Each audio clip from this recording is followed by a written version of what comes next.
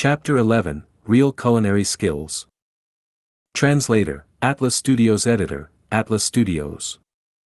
The norm is for everyone to die together. Very glad that I'm still alive. Fortunate that I'm still alive. Klein shivered and quickly ran to the door, trying to catch up with the policeman and ask for protection. But as soon as he reached the handle, he suddenly stopped. That officer talked so horribly about it. Why didn't they protect me, an important witness or key lead? Isn't that too careless? Were they just probing me? Or maybe it's a bait. All kinds of thoughts rushed into Klein's mind. He suspected that the police were still secretly watching him, observing his reaction.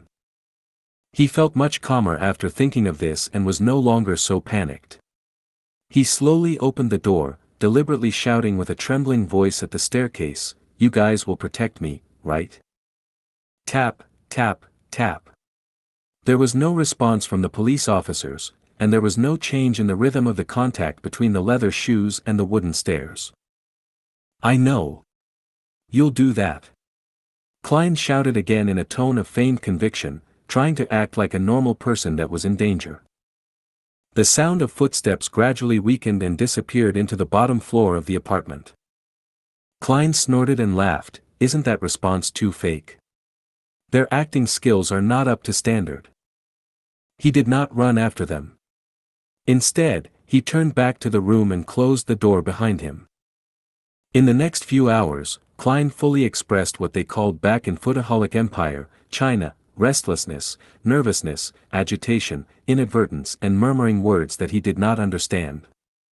He did not slack just because there was no one around. This is called the self-cultivation of an actor. He laughed at himself in his heart. When the sun moved to the west, the clouds on the horizon appeared to be reddish-orange. Tenants in the apartment came home one after another. Klein shifted his focus elsewhere. Melissa is almost done with school. He looked at the stove, lifted the kettle, peeled off the coal and took out the revolver. Without pause or delay, he reached to the back of the board under the double-decked bed where more than 10 wooden strips were staggered out. After clipping the left wool between a piece of wooden strip and board, Klein straightened up and waited uneasily, fearing that the police would burst open the door and rush into the room with guns in their hands. If it was an age of steam, he was certain he would not be seen by anyone when he did that. However, there were extraordinary powers here, ones that he had proven through his own experiences. After waiting for a few minutes, there was no movement at the door. There was only the chatter between two tenants who were heading for the heart of the Wild Bar on Iron Cross Street. Phew. Klein exhaled, feeling assured. All he needed to do was wait for Melissa's return and cook the stewed mutton with tender peas. When the idea came to Klein's mind, his mouth seemed to taste the rich flavor of the gravy. He remembered how Melissa cooked stewed mutton with tender peas. First, she boiled the water and stir-fried the meat. Then, she added onions, salt, a little pepper, and water. After a specific period of time, the peas and potatoes were added, and the stew was to be cooked for an additional 40 or 50 minutes with the lid on. It's indeed a simple and crude way to do it. Supported purely by the flavors of the meat itself. Klein shook his head. But there was no other way about it. It was hard for commoners to have many kinds of condiments and various cooking methods. They could only pursue simple, practical, and economical methods. As long as the meat was not burnt or spoiled, anything was good for people who could only eat meat once or twice a week. Klein was not a very good cook himself and ordered takeout food most of the time. But by cooking 3 or 4 times a week, after many weeks of accumulated practice, he had a passing standard and felt that he would not let the pound of mutton down. When Melissa comes back to cook it, it will be done after 7:30 p.m. She would be starving by then. It's time for her to see what real cooking is. Klein made an excuse for himself. First, he started the fire again, went to the bathroom to collect water, and washed the mutton. Then he took out the kitchen boards and knives before chopping the mutton into tiny chunks. As for the explanation for his sudden culinary skills, he decided to blame it on the dead Welch McGovern, who had not only hired a chef who was good at the mit-seashore flavor, but also often created his own delicacies and invited people to try them. Well, the dead cannot refute me. Nevertheless, TSK, this is a world with beyonders, the dead are not necessarily unable to speak. With that in mind, Klein was a little guilty conscience. He threw aside his confused thoughts and put the meat into the soup bowl. Then he took out the condiment box and added in a spoonful of the crude salt, half of which had begun yellowing. In addition, he cautiously took some black pepper grains from a special small bottle, mixing and marinating them together.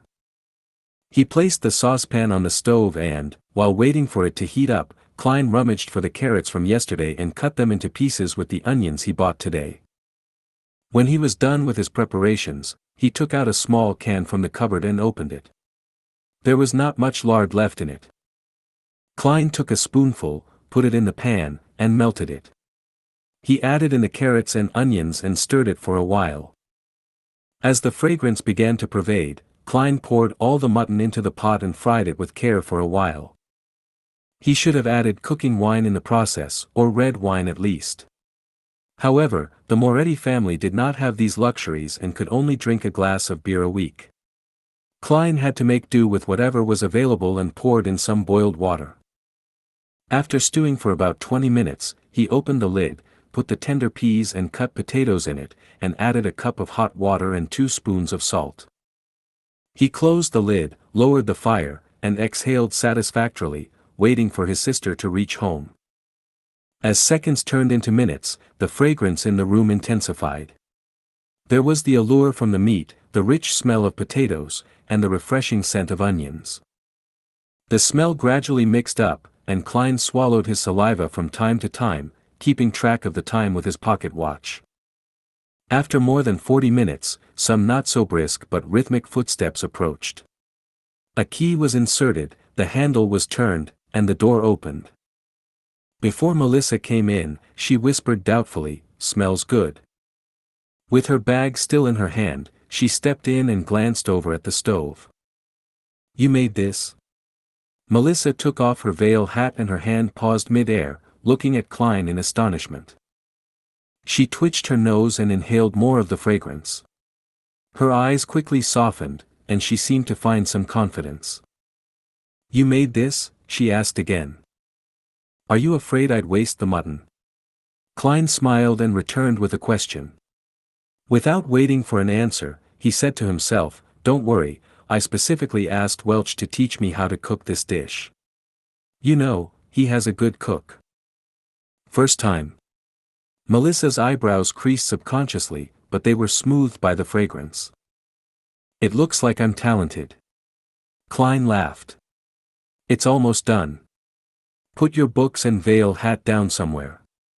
Go to the bathroom and wash your hands, and then get ready to taste it. I'm very confident about it." When she heard her brother's orderly arrangements and saw his gentle and calm smile, Melissa stood rooted at the door and failed to respond in her daze. "Do you prefer the mutton to be cooked longer?" Klein urged with a laugh. "Ah, okay. Melissa jolted back to her senses. With handbag and veil in each hand, she rushed into the room quickly. When the lid of the saucepan was uncovered, a sudden blast of steam appeared before Klein's eyes. 2 pieces of rye bread were already placed to the side of the mutton and tender peas, allowing them to absorb the fragrance and heat to become soft. By the time Melissa had packed her items, washed her hands and face, and returned, a plate of stewed mutton with tender peas, potatoes, carrots and onions was already placed on the table. 2 pieces of rye bread, colored by a light dip into the gravy, were on their plates. "Come on, try it." Klein pointed to the wooden fork and spoon next to the plate. Melissa was still a little confused. She didn't refuse, she picked up a potato with her fork, put it into her mouth and bit it lightly. The taste of the starchy potato and gravy fragrance flooded her mouth. Her saliva secretion went crazy as she gobbled down the potato in a few mouthfuls. "Try the mutton." Klein gestured at the plate with his chin. He had tasted it just now and thought it was barely at a passing standard, but it was enough for a girl who was inexperienced with what the world had to offer. After all, she only ate meat occasionally. Melissa's eyes were filled with anticipation as she carefully forked some mutton. It was very tender and, as soon as it entered the mouth, nearly melted. The fragrance of the meat exploded in her mouth, filling it with delicious meat juices. It was an unprecedented feeling, and that made Melissa unable to stop eating. By the time she realized it, she had already eaten several pieces of the mutton. I. Klein, this was supposed to be prepared for you. Melissa blushed and stammered. I'd nibbled some of the food just now. It's the privilege of being a cook. Klein smiled and soothed her sister. He picked up his fork and spoon. At times, he would eat a piece of meat, and sometimes, he would stuff his mouth full of peas. At other times, he would put down the utensils, break off a piece of rye bread and dip it in gravy. Melissa relaxed and was immersed in the delicacy again by Klein's normal behavior. It's really delicious. It doesn't seem like you were doing it for the first time. Melissa looked at the empty dish and praised him with all her heart. Even the gravy was finished. It's a long way from Welch's chef. When I'm rich, I'll take you and Benson out to the restaurant and have a better meal. Klein said. He was beginning to look forward to it himself. Your interview. Burp. Melissa did not finish her words because she suddenly let out a sound of contentment involuntarily. She put her hand over her mouth in a hurry and looked embarrassed. The fault is with the stewed mutton with tender peas just now. It was just too delicious. Klein laughed secretly and decided not to make fun of his sister. He pointed to the plate and said, "This is your mission." All right. Melissa stood up immediately, took the basin and rushed out the door. When she came back, she opened the cupboard to check the condiment box and other items as per normal. Did you just use them? Melissa was surprised, and turned to Klein, holding the black pepper bottle and lard can. Klein shrugged his shoulders and laughed. Just a little. It's the price of a delicacy. Melissa's eyes twinkled, her expression changing for a few moments, before she finally said, "Let me cook in the future." You have to hurry up and prepare for the interview. You have to think about your job. Chapter 12, Here Again. Translator, Atlas Studios. Editor, Atlas Studios. Melissa, can you not rub my nose in it? Klein muttered inwardly. He felt a throbbing pain in his head. The amount of content Klein had forgotten was considered a lot, but neither was it negligible. The interview was in 2 days, so how could he find the time to make up for it? Furthermore, he was involved in such strange paranormal activity, so how would it be possible that he would be in the mood to revise? Klein gave his sister a perfunctory response and began putting on the appearance of studying. Melissa moved a chair over to sit beside him. With light shining from the gas lamp, she began working on her assignments. The atmosphere was serene. When it was almost 11 o'clock, the siblings bade each other good night and went to bed. Knock. Knock. Knock. Poundings on the door roused Klein from his dreams. He peered out of the window to see the first glimmer of dawn. In a daze, he flipped over and sat up. Who is it? Look at the time now. Why didn't Melissa wake me up? It's me. Dunn Smith, a man with a deep voice outside the door replied. Dunn Smith? Don't know him. Klein got off his bed and shook his head as he walked towards the door. He opened the door to see the gray-eyed police inspector whom he had met the day before standing in front of him. Alarmed, Klein asked, "Is there something wrong?" The policeman replied with a stern look, "We found a carriage driver. He testified that you had gone to Mr. Welch's place on the 27th, the day when Mr. Welch and Ms. Naya died. Furthermore, Mr. Welch was the one who paid for your transportation fees." Klein was startled. He did not feel a tinge of fear or guilt that one would expect from having his lies exposed. It was because he was not even lying. In fact, he was surprised by the evidence provided by Dunn Smith. On the 27th of June, the former Klein had indeed gone to Mr. Welch's place. On the night that he returned, he killed himself, the exact same way as Welch and Naya did. Klein gave a forced smile and said, "This is insufficient evidence. It does not directly prove that I am associated with the death of Welch and Naya. Honestly speaking, I'm also very curious about the whole incident. I want to know what exactly happened to my two poor friends. But, I really can't remember. In fact, I have almost completely forgotten what I had done on the 27th. You may find it hard to believe, but I fully relied on the diaries I had written to roughly make a guess that I had gone to Welch's place on the 27th. You sure have great mental fortitude," Dunn Smith said while nodding. He showed not a trace of anger, nor was he smiling. "You should be able to hear my sincerity," Klein looked him straight in the eye and said. "I'm telling the truth." "Of course, only part of it." Dunn Smith did not give an immediate response. He swept his glance across the room before saying slowly, "Mr. Welch lost a revolver. I guess I should be able to find it here. Right? Mr. Klein?" Indeed. Klein finally understood where the revolver had come from. A thought flashed in his mind and he came to the final verdict in an instant. He raised his hands halfway and retreated, leaving a path open. Then, he signaled at the bunk bed with his chin. Behind the bed board. He did not specifically mention that it was the bottom deck, as no one would normally hide things at the back of the bed board on an upper deck. That would be too obvious for guests to notice at a glance. Dunn Smith did not move forward. The corners of his mouth twitched as he asked, "Nothing to add on?" Without hesitation, Klein replied, "There is. Yesterday, when I woke up in the middle of the night, I realized I was laying on my desk with a revolver beside me. There was a bullet at the corner of the room. It was as if I had committed suicide. But due to a lack of experience of never having used a gun, or maybe I was too scared at the final moment. Anyway, the bullet did not achieve the desired result, my head is still in its place. I am still alive now. And since then, I have lost some memories, including what I saw and did at Welch's place on the 27th. I'm not lying. I really can't remember. For the sake of being eliminated as a suspect.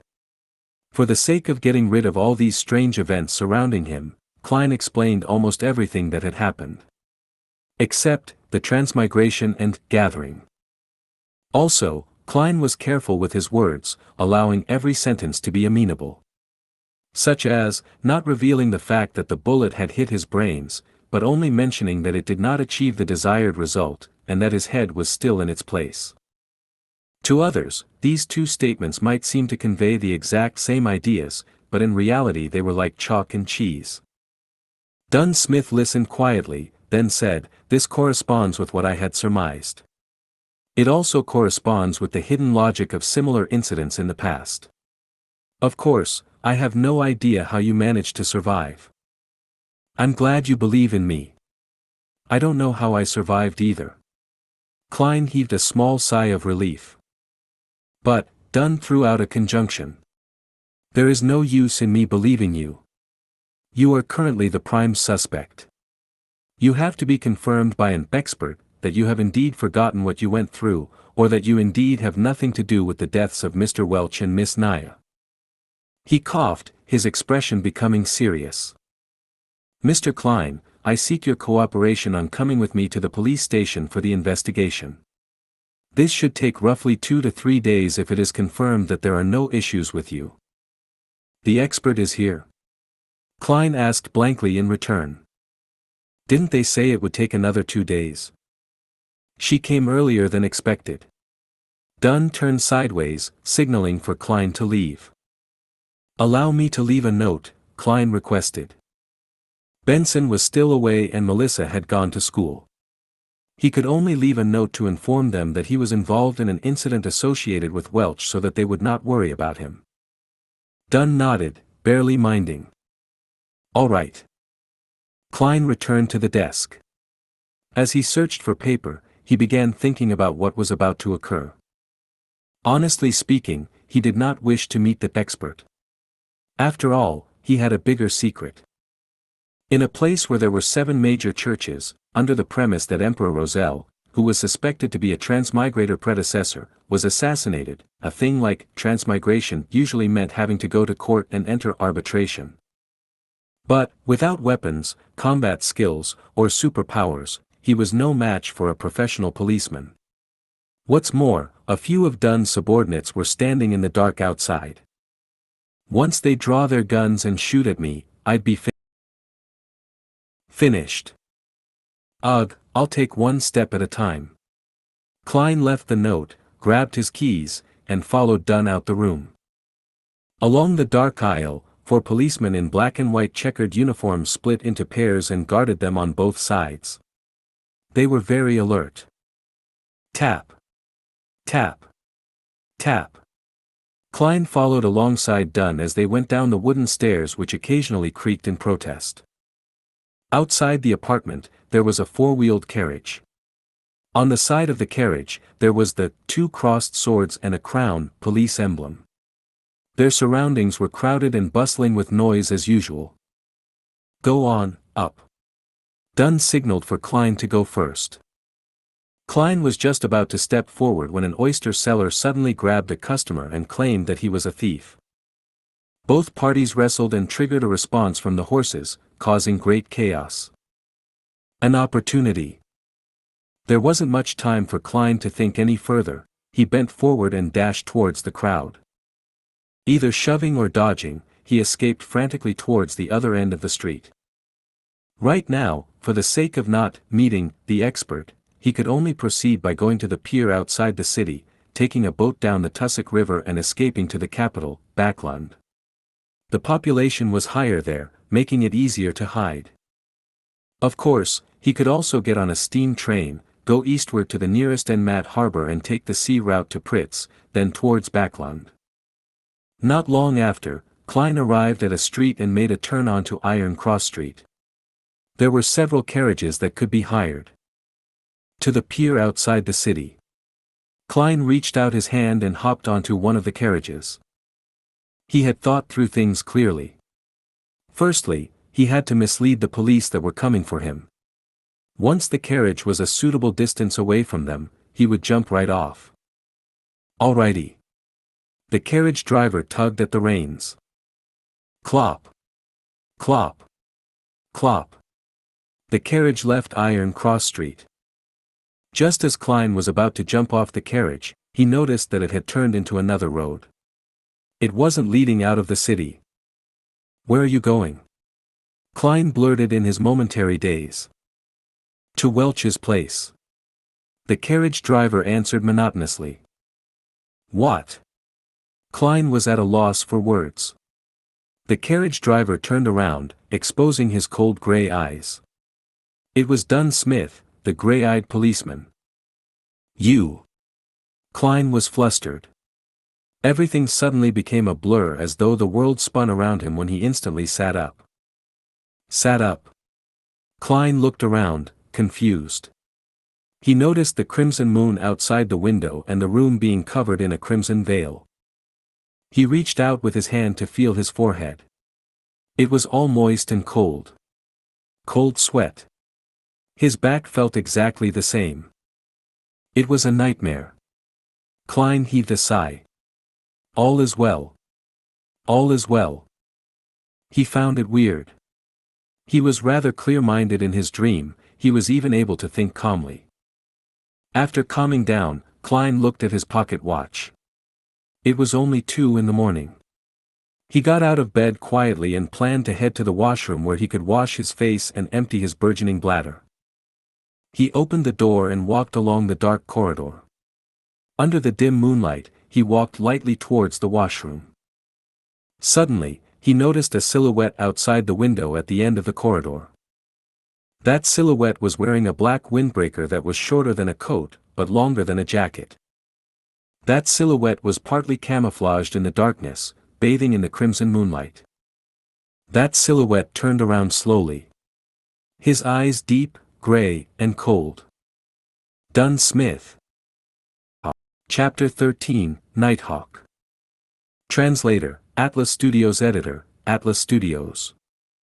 Plop. Klein could not help but take a step back.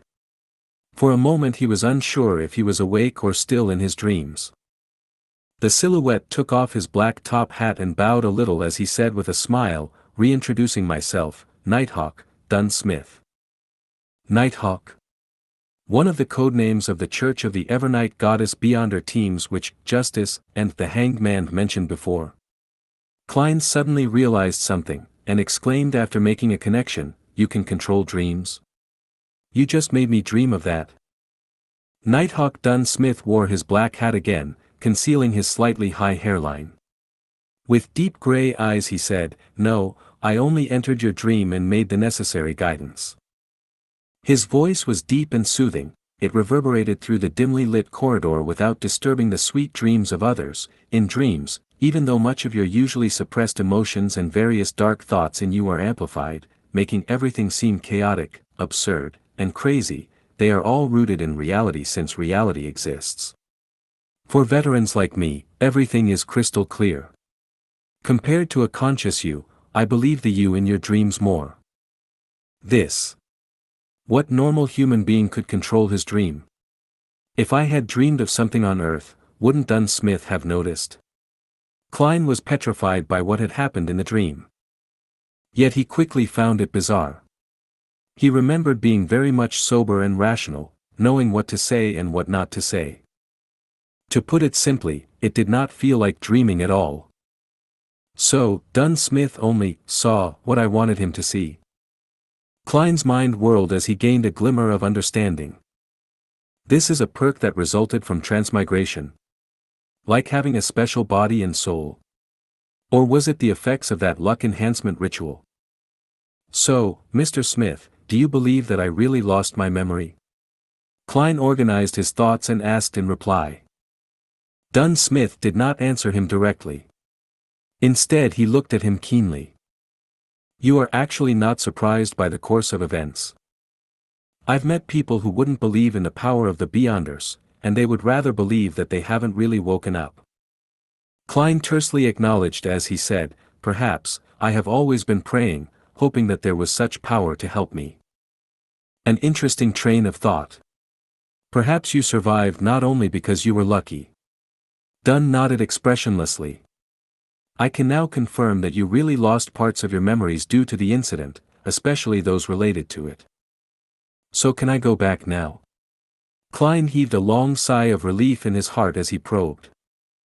Dunn placed a hand in his pocket and walked slowly towards Klein, the surrounding darkness becoming tranquil and gentle. No, you still have to come with me to see the expert, he smiled politely and said. Why?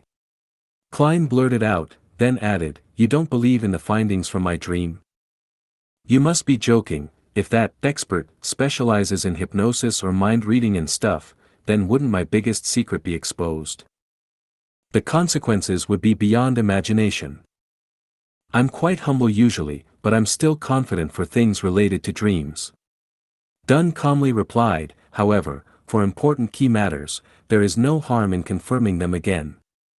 Plus, our specialties lie in different areas. Perhaps, she can help you recover some of your memories. Not waiting for Klein to reply, his voice turned deeper.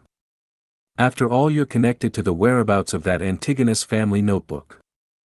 What? Klein froze. Dunn stopped in front of him, locking his gray eyes on Klein's eyes and said, At the scene of the suicide, there was not a single trace of that notebook from the fourth epoch. Welch is dead, Naya is dead, you are our only lead. All right then. Klein went silent for a moment before exhaling. A missing notebook, now this is really peculiar. How did I not think about the whereabouts of that notebook from the fourth epoch? Dunn nodded slightly, walking past Klein and said, Lock your door and come with me to Welch's apartment, the expert is waiting for us there. Klein took in a silent breath. His heart was thumping wildly as he felt uneasy. He wanted to decline and even had the intention to run. However, he believed that with what had happened in his dreams, Dunn Smith would have definitely heightened his level of guard. And with the difference in strength between a normal human and a beyonder, there was little chance of success by using force. He must have a revolver with him too. He must also have had practice using the revolver. Many thoughts flashed past his mind, and eventually Klein chose to accept the reality. All right. Sigh, I can only take one step at a time and see how things unfold. Maybe, that miraculous power in my dream will take effect again. Then let's go, Dunn said in an indifferent tone. Klein turned and followed. After taking 2 steps, he suddenly stopped and said, Mr. Smith, I would like to use the bathroom first. I came out originally for the bathroom. Dunn did not stop him. Instead, he gave him a keen look and said, No problem, Klein. Believe me, I am far more powerful than you can imagine in the dark night. In the dark night. Klein silently repeated this phrase. He did not make any reckless attempt to escape and honestly relieved himself. He then washed his face with cold water, completely calming himself down. Klein changed his outfit and closed the door to his apartment. With gentle steps, Klein followed Dunn down the stairs and walked towards the building's entrance. In such a tranquil setting, Dunn Smith opened his mouth and spoke suddenly, at the end of the dream, Why did you try to escape? What were you afraid of? Klein immediately thought of an answer as he said, I do not remember what I did at Welch's place, nor do I remember if I was directly involved in Welch's and Naya's deaths. I was afraid that if it was really proven to be my doing, I would rather gamble and escape. I can then start anew in the southern continent. I would have done the same if I were you, Dunn said as he pushed open the door to the building, letting in the cool midnight breeze to disperse the sweltering heat inside. He was not afraid of Klein running away as he got on the carriage. It was exactly the one Klein had dreamed of, a 4-wheeled carriage drawn by a single horse and the carriage driver. There was also the police emblem of double-crossed swords that clustered a crown carved onto the side of the carriage. Klein followed into the carriage. Inside, there was a thick carpet laid out and the place was filled with a soothing fragrance. Having sat down, he looked for a topic to probe for more information. Mr. Smith, what if, and I mean if, the expert confirms that I have really forgotten a part of my memories? And that there is no other evidence which points to me being the perpetrator or a victim, would this be over? In theory, yes. We will try to search for the notebook through other means. As long as it exists, it can be found. Of course, before that, we will have to make sure you are not cursed or have any scent of cacodemons and that there are no related psychological problems lingering. We must ensure that you can embrace the rest of your life peacefully and healthily. Dunn Smith had a smile on his face, a rather unusual smile. Klein caught on to this point keenly, and promptly inquired, in theory? Yes, only in theory. In this field of work, there are always twisted, unorthodox, and inexplicable things happening. Dunn looked Klein in the eye and said, their continuation or end are not what we can foresee or control at times. For example, Klein actually felt frightened for a moment. The carriage sped through an almost empty street. Dunn took out his tobacco pipe and sniffed it, saying, when we believe that things have come to an end, with everything going back to normal, it would resurface in a terrifying, chilling way. A few years ago, we handled a case regarding an evil cult. They did live sacrifices to please an evil god by making followers commit suicide. When one of the followers was chosen, his survival instincts triumphed over his foolishness, twisted beliefs, and psychedelic drugs. He secretly escaped and reported to the police. The case was handed over to us. It was a very small mission, since there were no beyonders in that cult. The deity they worshipped was actually randomly thought up by their leader merely for the sake of money and satisfaction. Humanity was lost there. We only used 2 members, coupled with the support from the police, to suppress this cult. No one was off the hook. For that whistleblower, we also confirmed that he had no lingering demonic scent left on him. He was not cursed and did not suffer any mental disorders. He didn't have any personality problems or any other irregularities, nothing. Later, he got a decent advancement in his career, got married to a very good wife, had a son and a daughter. His dark past seemed far away from him. The horror and bloodshed seemed to have completely vanished. At this point, Dunn Smith gave out a laugh and said, "Yet in March this year, despite being in good financial health and having a loving wife and adorable kids, he strangled himself to death in his own office." The crimson moonlight outside the carriage window shone upon Dunn Smith. At that instant, his seemingly self-derisive smile made Klein feel unspeakably horrified. Strangled himself to death. Klein drew in a gasp of cool air silently, as if seeing his own tragic end. Even if I escaped it once, it might just be temporary. Is there any way to resolve this completely? Become a beyonder to fight it? The carriage returned to silence. Countless thoughts welled in Klein's mind. Under an awkward silence, the carriage traveled for a long time at high speeds. Just as Klein made up his mind to consult Dunn Smith for any solutions, the carriage came to a halt. "Mr. Smith, we have reached Welch's apartment." The carriage driver's voice was heard. "Let's get down." Dunn straightened out his black coat that reached his knees. "Oh, let me introduce beforehand, the official disguise of the expert is the most renowned spirit medium of Alwa County."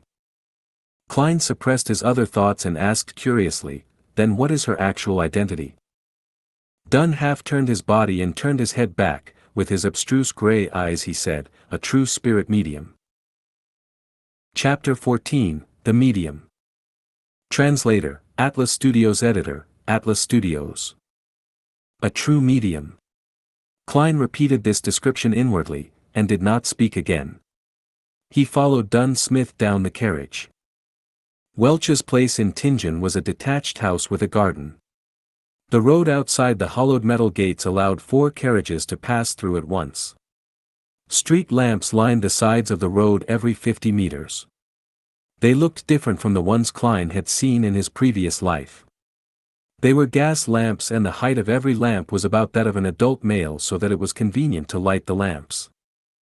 The black metal was closely pressed to the glass, forming a checkered pattern, casting out classical paper lantern-like artworks. Coldness and warmth were intertwined while darkness and light coexisted. Walking along the pathway blanketed by rays from the sunset, Klein and Dunn Smith entered Welch's rented place through the ajar metal gate.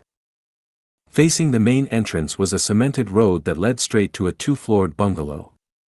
2 carriages could go at once. There was a garden on the left and a lawn to the right. The pleasantly faint fragrance from the flowers mixed with the cool scent of the fresh grass made one feel happy and relaxed. As soon as he stepped in, Klein shivered and peered around. He felt that in the garden, somewhere in the lawn, on the roof, behind the swing, somewhere in a dark corner, pairs of eyes were observing him.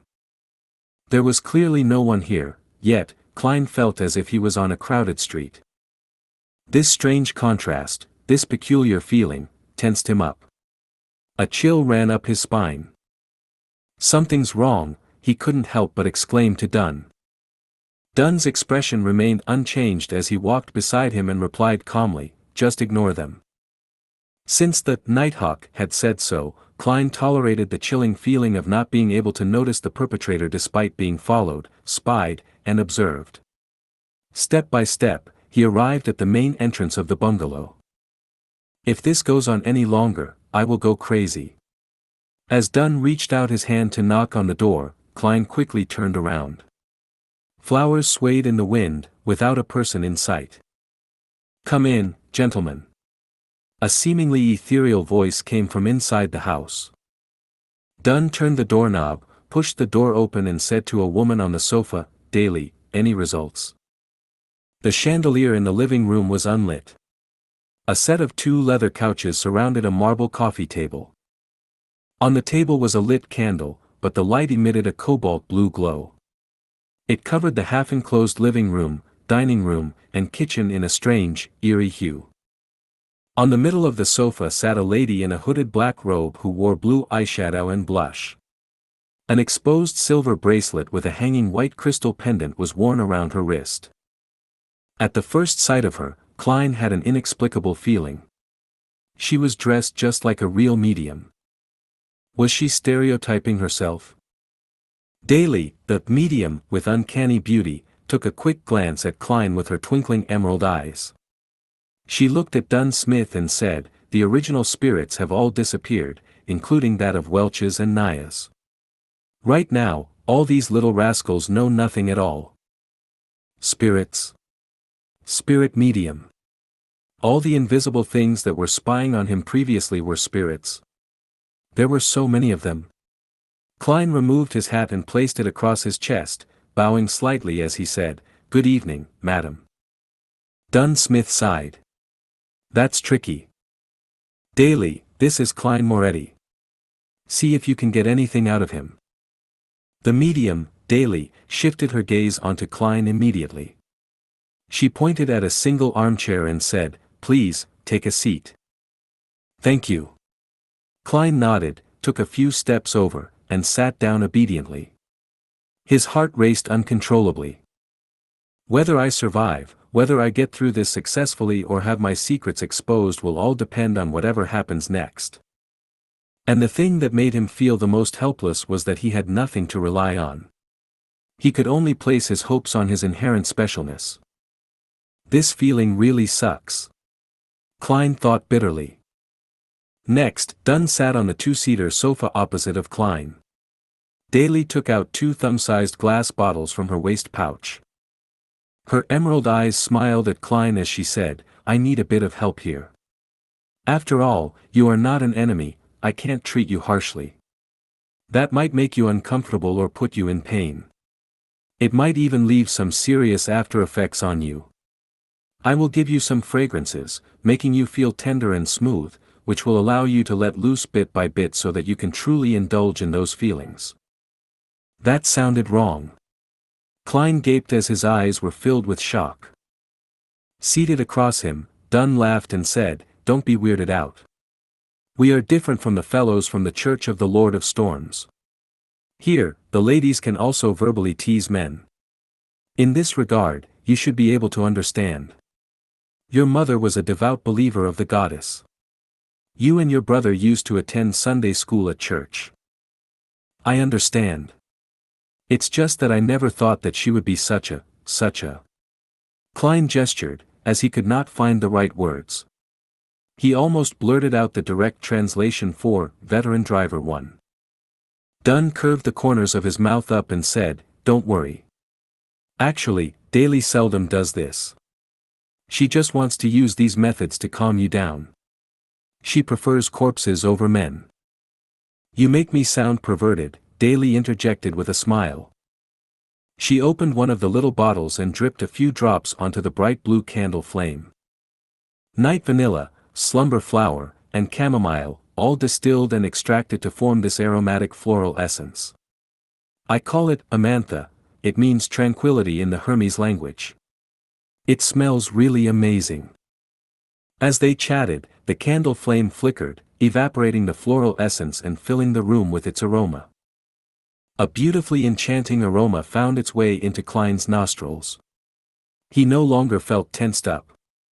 He was instantly calm as if he was gazing into the darkness of the silent night. This bottle is called the Eye of the Spirit. Barks and leaves of drago and poplar trees are sun-dried for 7 days and decocted thrice. Then, they are immersed in Lanty wine. Of course, there would be several incantations while we're at it. As Daly described the liquid, the amber substance dripped onto the cobalt blue candle flame. Upon smelling the ethereal scent of the aromatic wine, Klein noticed that the candle flame was dancing wildly. The luster of Daly's blue eyeshadow and blush shone oddly, to the extent of him seeing double. It is a great helping hand for mediumship. It is also a floral essence that is sufficiently enchanting. As Daly explained continuously, Klein felt as if her voice was coming from all around. Bewildered, Klein looked around and realized that everything was swaying and in a blur. He felt like he was shrouded by layers and layers of fog. Even his body was swaying as it phased away before he began floating and then losing his balance. Colors blended like an impressionist painting, the reds were redder, the blues were bluer, and the blacks were blacker, appearing more defined than usual. It was dreamy and hazy. Distinct murmurs from the surroundings came through as if hundreds and thousands of people who could not be seen were debating. This feels similar to the luck enhancement ritual I did before, but without the kind of madness that makes your head feel like exploding. Klein looked around and thought questioningly. At this moment, his vision was locked onto a pair of eyes that were crystal clear like emerald. On a blurry sofa sat Daly in a black robe. Eccentrically, her gaze concentrated on the tip of Klein's head. She smiled and in a gentle voice, said, "Let me properly introduce myself. I am the spirit medium, Daly. I can still have rational thoughts. It's like when I was at that luck enhancement ritual and that gathering." The thought crossed Klein's mind as he intentionally behaved muddled and said, "Hello there." The mental worlds of humans are extremely vast. Many secrets are hidden within the mind. Look at the ocean, what we know about it is all on the superficial level. But in reality, deep in the ocean, there is a larger unseen portion. Other than islands, there is the entire ocean. There is the boundless sky that symbolizes the spiritual world. You are the spirit of your body. Not only do you know of the islands above, but you also know of the things hidden beneath the sea, as well as the entire ocean. Anything that exists leaves some traces behind. The superficial memories of the islands may be wiped out, but what is left under the sea and the entire ocean will definitely have a corresponding projection left in it. Daly went on, bewitching Klein. The vague surrounding winds and shadows took on similar forms. It as though Klein's spirit was fully exposed in the form of an ocean, waiting for him to search and discover. Klein watched patiently, as he churned the ocean occasionally. Then, in an airy voice, he replied, "No. I can't remember. I have forgotten." He expressed his agony at just the right level. Daly tried to guide him once again, but the clear-headed Klein was unaffected. "Okay. We shall end here. You may leave. Leave. Leave." The airy voice lingered and Daly disappeared. The wind and shadows began calming as the ethereal smell and subtle scent of the aromatic wine became more distinct again. The colors returned to their normal state and the fuzzy feeling was no longer around. Klein's body quivered, and he found his balance again. He opened his eyes, which he had no memory of closing, and noticed that the candle with the bright blue flame was still before him. Dunn Smith was still resting comfortably on the couch. Same for Daly with the black hooded robe. "Why did you use the theory that belongs to that bunch of evil madmen, the psychology alchemists?" Dunn furrowed his eyebrows and stared at Daly. As Daly put away the two little bottles, she replied calmly, "I think it's pretty accurate. At least, it corresponds with some of the things I've made contact with before." Without waiting for Dunn's reply, Daly shrugged and said, "This tricky fellow did not leave a single trace behind." Upon hearing this, Klein heaved a huge sigh of relief. Pretentiously, he asked, "Oh, it's over. What happened?" "It felt like I just took a nap." "That was a pass, right?" "Thankfully, I had the luck enhancement ritual as a rehearsal." "Just take it as such." Dunn interrupted him and looked at Daly. "Have you examined Welch's and Naya's bodies? The corpses can tell us a lot more than you can imagine. It's such a pity that Welch and Naya had indeed committed suicide. So, the force that drove them to it is to be feared. Not a single trace was left behind." Daly stood up and pointed at the candle. "I need some rest." The cobalt blue glow vanished, and the house was instantly inundated with a blurry shade of crimson. "Congratulations. You can return home now. But do remember, do not reveal this incident to your loved ones. You have to promise this," Dunn said as he led Klein to the door. Surprised, Klein asked, "Is there no need to examine the curses or the trails left behind by the evil spirits?"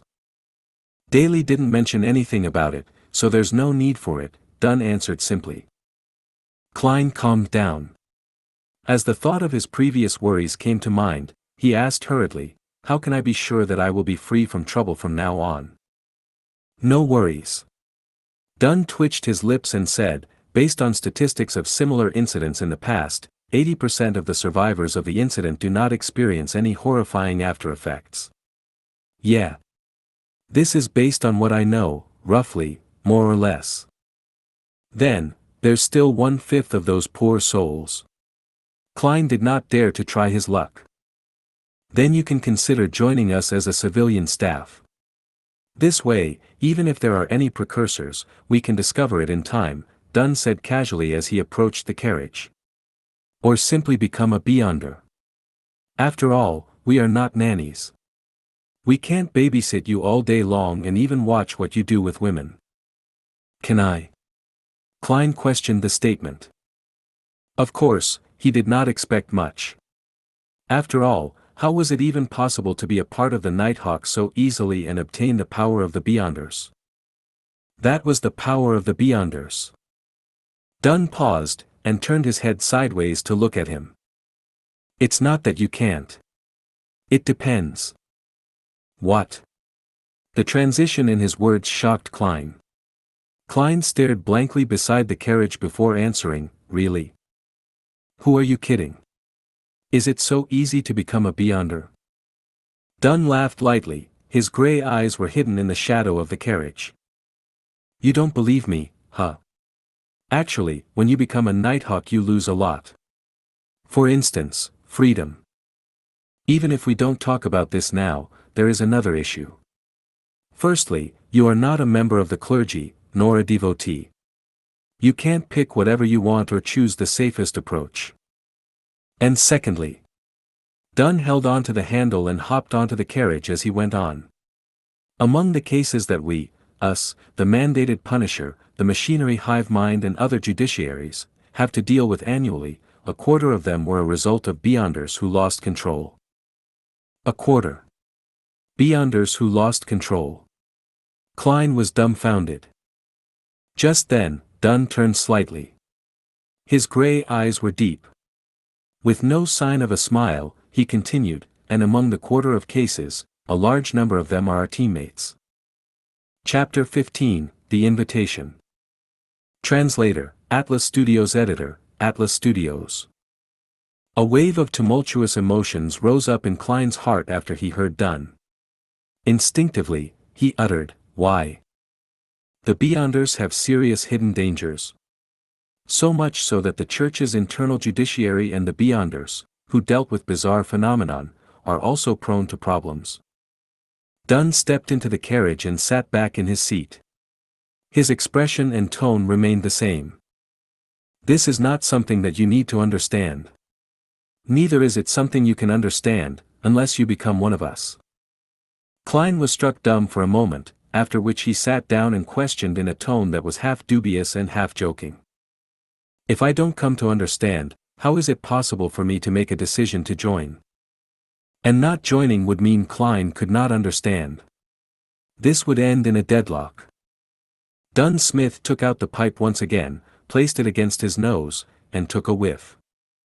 "You probably misunderstood, a civilian staff member is also one of us. In other words, as long as I become one of your civilian staff members, I will be able to understand the relevant secrets, figure out the hidden dangers that plague Beyonders, and the dangers that may be encountered, as well as consider whether I want to become a Beyonder later." Klein reorganized his thoughts and paraphrased what Dunn had shared. Dunn smiled and said, "Yes, that is the case, except for one point. You cannot simply become a Beyonder just because you want to, because every church will be equally strict in this aspect. It would be odd if the churches were not strict." Klein lampooned silently, as he added with a more intense tone coupled with stronger body language, "What about civilian staff members? This should be quite strict as well, right?" "There shouldn't be any problems if it's you," said Dunn with half-closed eyelids as he whiffed the pipe with partially relaxed countenance. However, he did not ignite it. Why? Klein asked as he was once again grappled by doubt. At the same time, he jested inwardly. So my uniqueness and halo as a transmigrator are akin to the fireflies in the night, ever so bright and outstanding? Dunn opened his half-closed eyelids, his silver-colored eyes reflecting the same tranquility as before. First, you managed to survive without our help in such a situation. Certain exceptional qualities are not present in others. For instance, luck. Lucky people are often welcomed. Seeing that Klein's expression had turned blank, Dunn smiled slightly. All right, just treat this as a humorous statement. Second, you're a graduate of the history department from Koei University. This is something we urgently need. Although a believer of the Lord of the Storms, Lumi, perceives women in a way that is loathsome, his views regarding society, humanities, economics, and politics remain incisive. He said before that talents are key to maintaining a competitive advantage and positive development, a point that I very much agree with. Noticing that Klein was slightly furrowing his eyebrows, Dunn casually explained, you should be able to imagine that we often encounter documents and objects from the Fourth Epoch or earlier. Many cults and heretics have tried to gain power from these things. Sometimes, they themselves can lead to strange and terrible things. Except for the beyonders in special fields, most of us are not good with our studies, or have passed that age. Having said that, Dunn Smith pointed to his own head, and the corner of his mouth turned up slightly as if he was mocking himself. He then said, those dry, boring knowledge always puts us to sleep. Even the sleepless can't help it. In the past, we would cooperate with historians or archaeologists, but this posed the risk of exposing secrets, and mishaps might befall on these otherwise uninvolved professors and associate professors. Thus, the addition of a professional in our ranks is hard to refuse.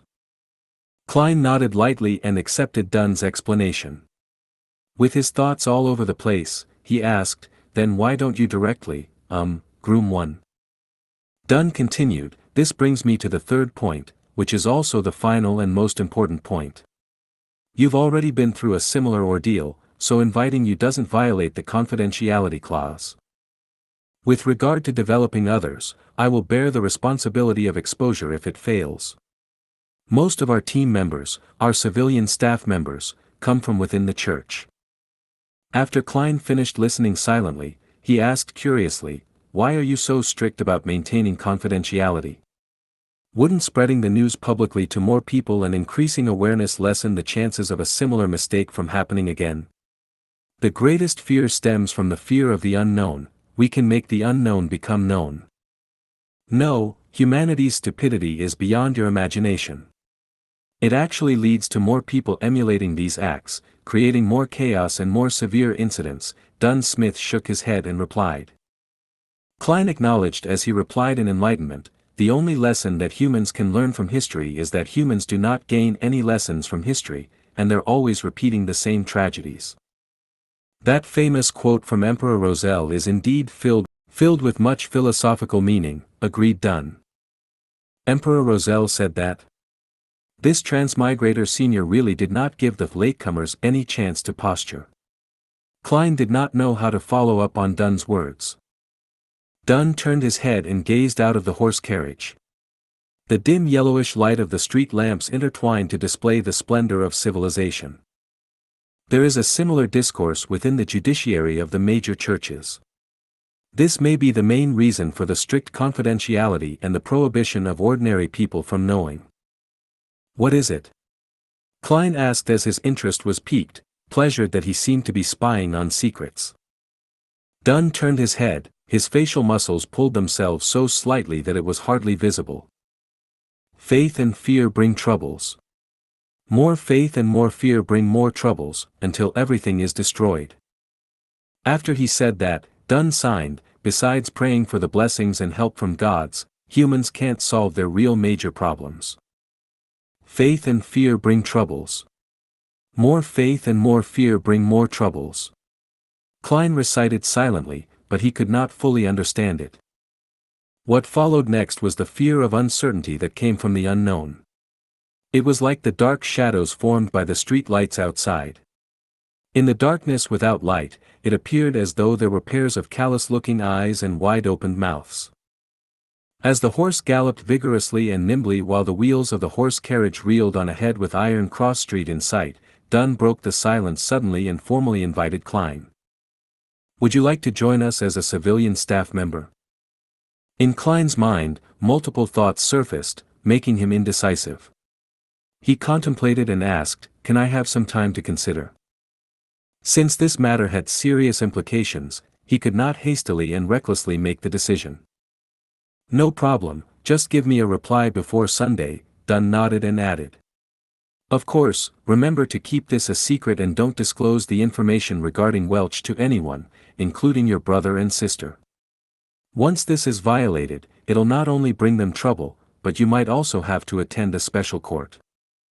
"Okay," Klein answered gravely. The carriage was once again plunged into silence. Seeing that they were nearing Iron Cross Street and that he was almost reaching home, Klein suddenly thought of a question. He hesitated for a few seconds before asking, "Mr. Smith, what kind of salary and benefits do civilian staff get?" This was a serious question. Taken aback momentarily, Dunn smiled instantly and answered, "There's no need for you to worry about this issue. Our funds are guaranteed by the church and the police department. For newly registered civilian staffs, the weekly salaries are placed at £2.10 solely. There is an additional 10 solely as compensation for the risk and confidentiality. All of this will add up to a total of £3. This is hardly worse than a confirmed university lecturer. After which, your salary will gradually rise according to your experience and contributions. As for civilian staff members, the contract is generally 5 years. After 5 years, you can quit normally if you're no longer willing to stay. You only have to sign a lifetime confidentiality agreement and you're not allowed to leave Tianjin until permission is given. If you want to move to another city, the first thing you must do is register with the local Nighthawk. By the way, there are no weekends and you can only work in shifts. At any point in time, there should be 3 civilian staffs on duty, and if you wish to go to the South or Desi Bay for a vacation, you'll need to arrange it with your colleagues." Just as Dunn finished speaking, the horse carriage pulled to a stop and the apartment building where Klein and his siblings resided in appeared on the side. "I get it now," Klein turned around and walked down the horse carriage. He stopped at the side and asked, "By the way, Mr. Smith, where do I find you after I've come to my decision?" Dunn gave a deep and low throaty laugh before saying, "Go to the Hound Pub at Bisick Street and find their boss, right? Tell him that you want to hire a small mercenary squad for a mission." "Huh?" Klein asked confusedly. "Our location is confidential too. Before you agree to become one of us, I can't tell you directly." "All right, Mr. Klein Moretti, I wish you a good dream tonight as well," Dunn smiled as he said. Klein took off his hat and saluted, watching as the pace of the departing horse carriage gradually sped up. He took out his pocket watch. Click, he pressed it open and saw that it was only a little past 4 in the morning. The street was filled with a relaxing, cool breeze.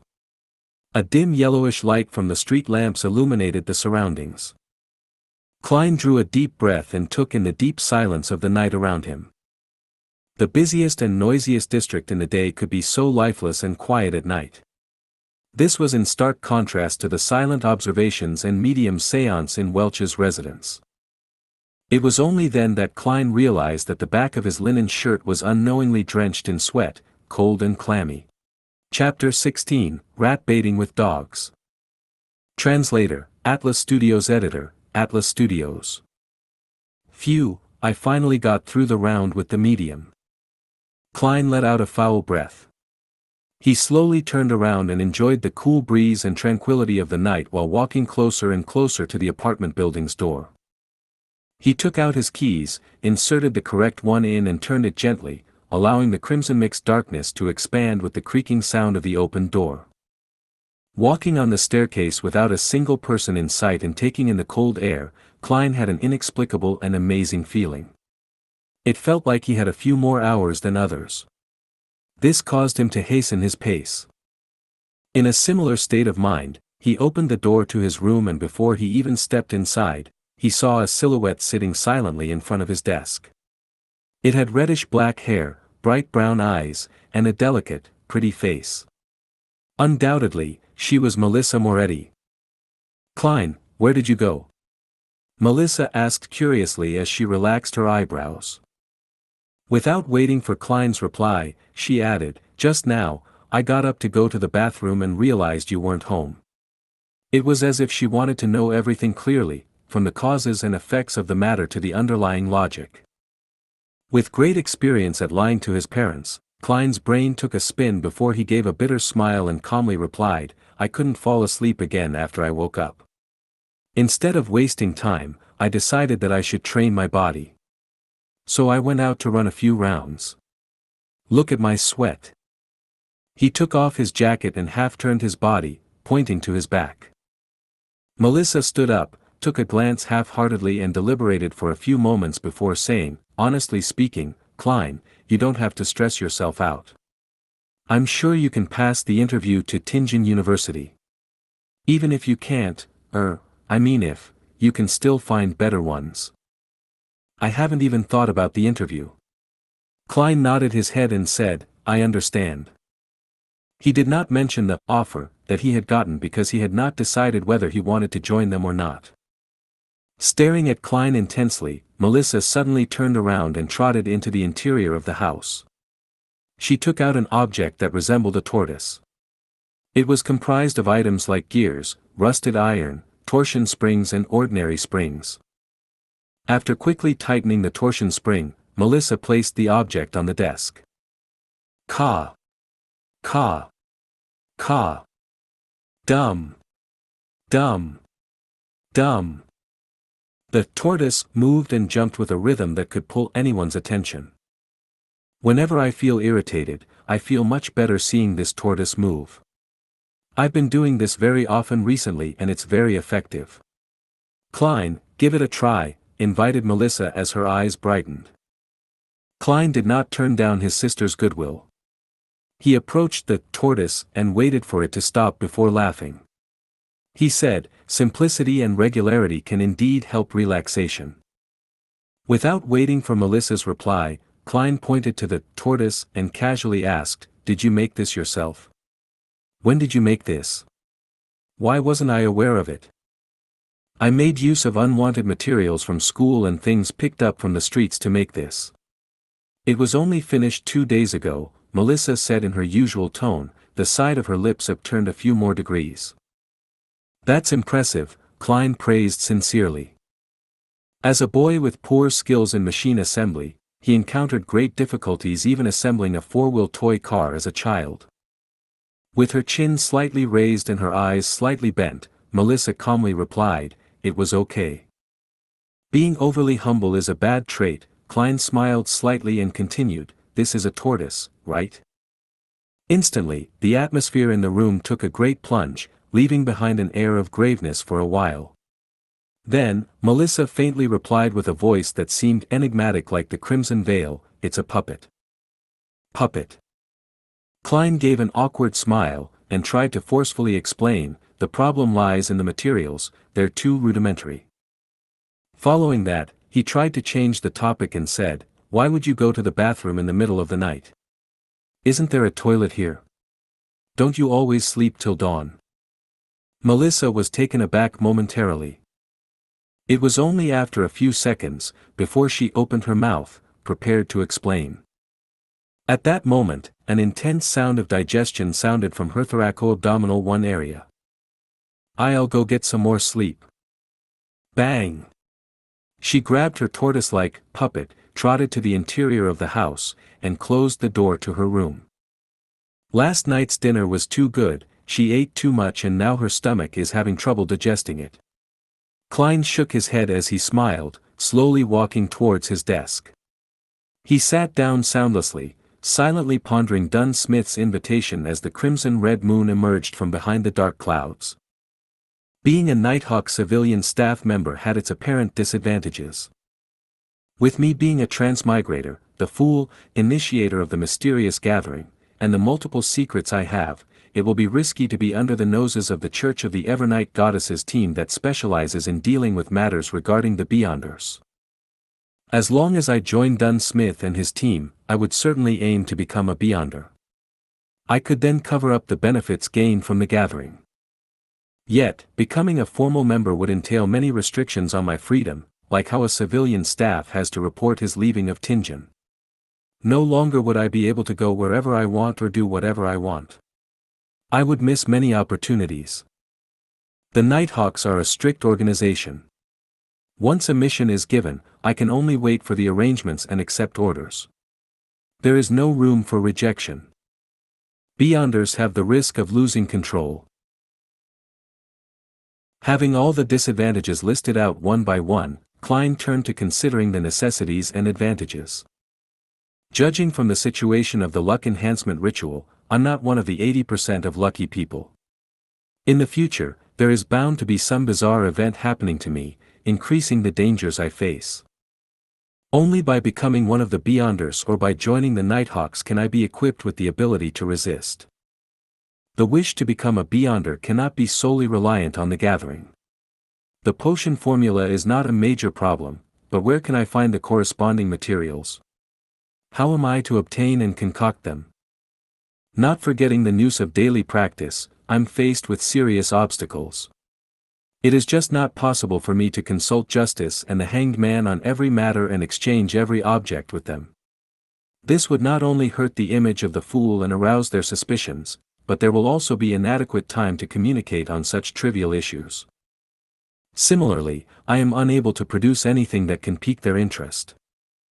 Besides, more materials would more often than not leave behind the trail of my real identity. Then, online disputes would effectively be transformed into offline conflicts, bringing about immense troubles. By joining the Nighthawks, there would definitely be contact with the common knowledge of the world of mystery and relevant channels. This can sufficiently accumulate into a corresponding social circle and can be used as leverage. Only then can I initiate the gathering and in turn gain the greatest benefits from justice and the hanged man. In reality, the gains can feed back into reality, allowing me to obtain more resources and form a virtuous cycle. Of course, I could also go to an organization that is suppressed by the various churches such as the psychology alchemists mentioned by Dunn and join them. Yet I'll also lose my freedom, and be in a constant state of fear and anxiety. However, more importantly, I have no idea where to look for them. Even if I manage to gain the corresponding information from the hanged man, such rash contact with them could endanger my life. Becoming a civilian staff leaves opportunity for a buffer and exit. The inferior recluse hides away in the wild, the superior, the crowd. Perhaps the identity as a Nighthawk can be a better cover. In the future, when I become one of the top authorities of the tribunal, who would imagine that I am a heretic, the head of the secret organization who is working behind the scenes? As the first rays of the morning sun shone, the crimson disappeared. Gazing at the golden light on the horizons of the sky, Klein made up his mind. He would find Dunn Smith today and become part of the Nighthawk civilian staff. At this moment, Melissa, who had gotten out of bed again, had pushed open the door to the room. She was surprised to see her brother stretching in an unglamorous manner. "You didn't sleep?" "I was thinking through some things." Klein smiled, feeling relaxed. Melissa thought for a moment and said, "Whenever I encounter problems, I'll list out both the pros and cons one by one and compare them. After that, I would be able to get a hint of what I should do next." "That's a good habit." "I did that too," Klein smiled and replied.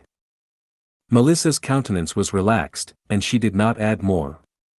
Holding a yellowish sheet of paper and her toiletries, she headed to the bathroom. Not in a hurry to leave after he finished his breakfast and his sister's departure, Klein took a good nap.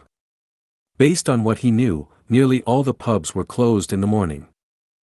At 2 o'clock in the afternoon, he smoothed the pleats of his silk hat and handkerchief using a small brush. He also removed the dirt to re-establish the tidiness. Thereafter, he wore a suit of formal clothing, just like he was going for an interview. Bisick Street was a little far, and Klein was afraid that he would miss the working hours of the Nighthawk. Therefore, he did not walk there, but instead waited for public horse carriage at Iron Cross Street. In the Lone Kingdom, public horse carriages were placed under two categories, without track and with track. The former consisted of a carriage drawn by two horses and could sit approximately 20 people while taking into account the top of the carriage. Only a general route existed, without specific stations. It had flexible operations and could be hailed anywhere unless it was full. The latter was operated by the Orbital Carriage Company. First, a rail-like service device was laid on the main street. The horses would move on the inner lane while the wheels ran on the tracks, making it easier and more labor-saving. This could thus pull a bigger double-decker carriage that sat nearly 50 passengers. However, the only problem was that the route and stations were fixed, making many places inaccessible. After 10 minutes, the sound of the wheels hitting the tracks approached from a distance. A double-decker horse carriage stopped in front of the station at Iron Cross Street. To Bisick Street, Klein said to the carriage driver. You have to transfer at Champagne Street, but when you get there, it takes about 10 minutes to walk to Bisick Street, explained the carriage driver to Klein, with regards to the route. Let's go to Champagne Street then. Klein nodded in approval. It's more than 4 kilometers, 4 pence, said a young man with a fair and clean face, as he extended his hand. He was a worker responsible for money collection. Okay. Klein fished out 4 copper coins from his pocket and handed it to the other party. He walked up to the carriage and found that there were not many passengers. Even on the first floor, there were a few empty seats. I only have 3 pence on me now, so I can only walk when I go back. Klein pressed his hat down and sat down firmly. On this floor, the men and women were mostly well-dressed, although there were a few clothed in their work clothes, leisurely reading newspapers. Almost no one spoke, and it was quite quiet. Klein shut his eyes and recharged his strength, oblivious to the coming and going of passengers around him. Station after station passed until he finally heard the few words, Champagne Street. After alighting the horse carriage, he inquired along the way and soon reached Bisick Street, where he saw the pub with the brownish-yellow hound logo. Klein reached out his right hand and gave a forceful push. The heavy door gradually opened, inundating him with a wave of uproarious noises and an impetuous heat wave. Although it was still afternoon, there were already many customers in the pub. Some were temporary workers, looking for opportunities here, waiting to be hired. Others were simply idling around, numbing themselves with alcohol. The pub was dimly lit. In the center, there were 2 large iron cages with a third of its bottom sinking deep into the ground without any gaps. People held wooden wine cups and surrounded it, sometimes discussing loudly while laughing, sometimes cursing loudly. Giving a curious glance, Klein found 2 dogs caged inside. One was black and white, similar to the husky found on Earth. The other was wholly black, with shiny fur, making it look healthy and fierce. Do you want to bet? Doug has won 8 games in a row, said a little man wearing a brown beret, as he neared Klein and pointed to the black dog. Bet? Taken aback at first, Klein regained his senses immediately. Dog fighting? When he was at Koei University, those aristocratic and wealthy students would always ask him contemptuously and curiously, if the boorish workers and unemployed hooligans enjoyed participating in boxing and gambling at the pubs. Besides being able to gamble on boxing and card games, didn't it also include cruel and bloody activities like cockfighting, dogfighting, and others? The short man smirked. Mister, we're civilized people. We don't engage in such unglamorous activities. Having said that, he whispered, besides, laws were introduced to ban these things last year. Then what are y'all betting on? Asked Klein curiously. The better hunter. Just as the short man finished his sentence, a resounding cacophony sounded. He turned his head, waved his hands excitedly, and said, "You can't place a bet for this round as it has started, wait for the next one then." Upon hearing that, Klein tipped his toes, lifted his head, and looked as far as he could. He saw two strong men each dragging a sack, coming to the side of the iron cage and opening the prison door.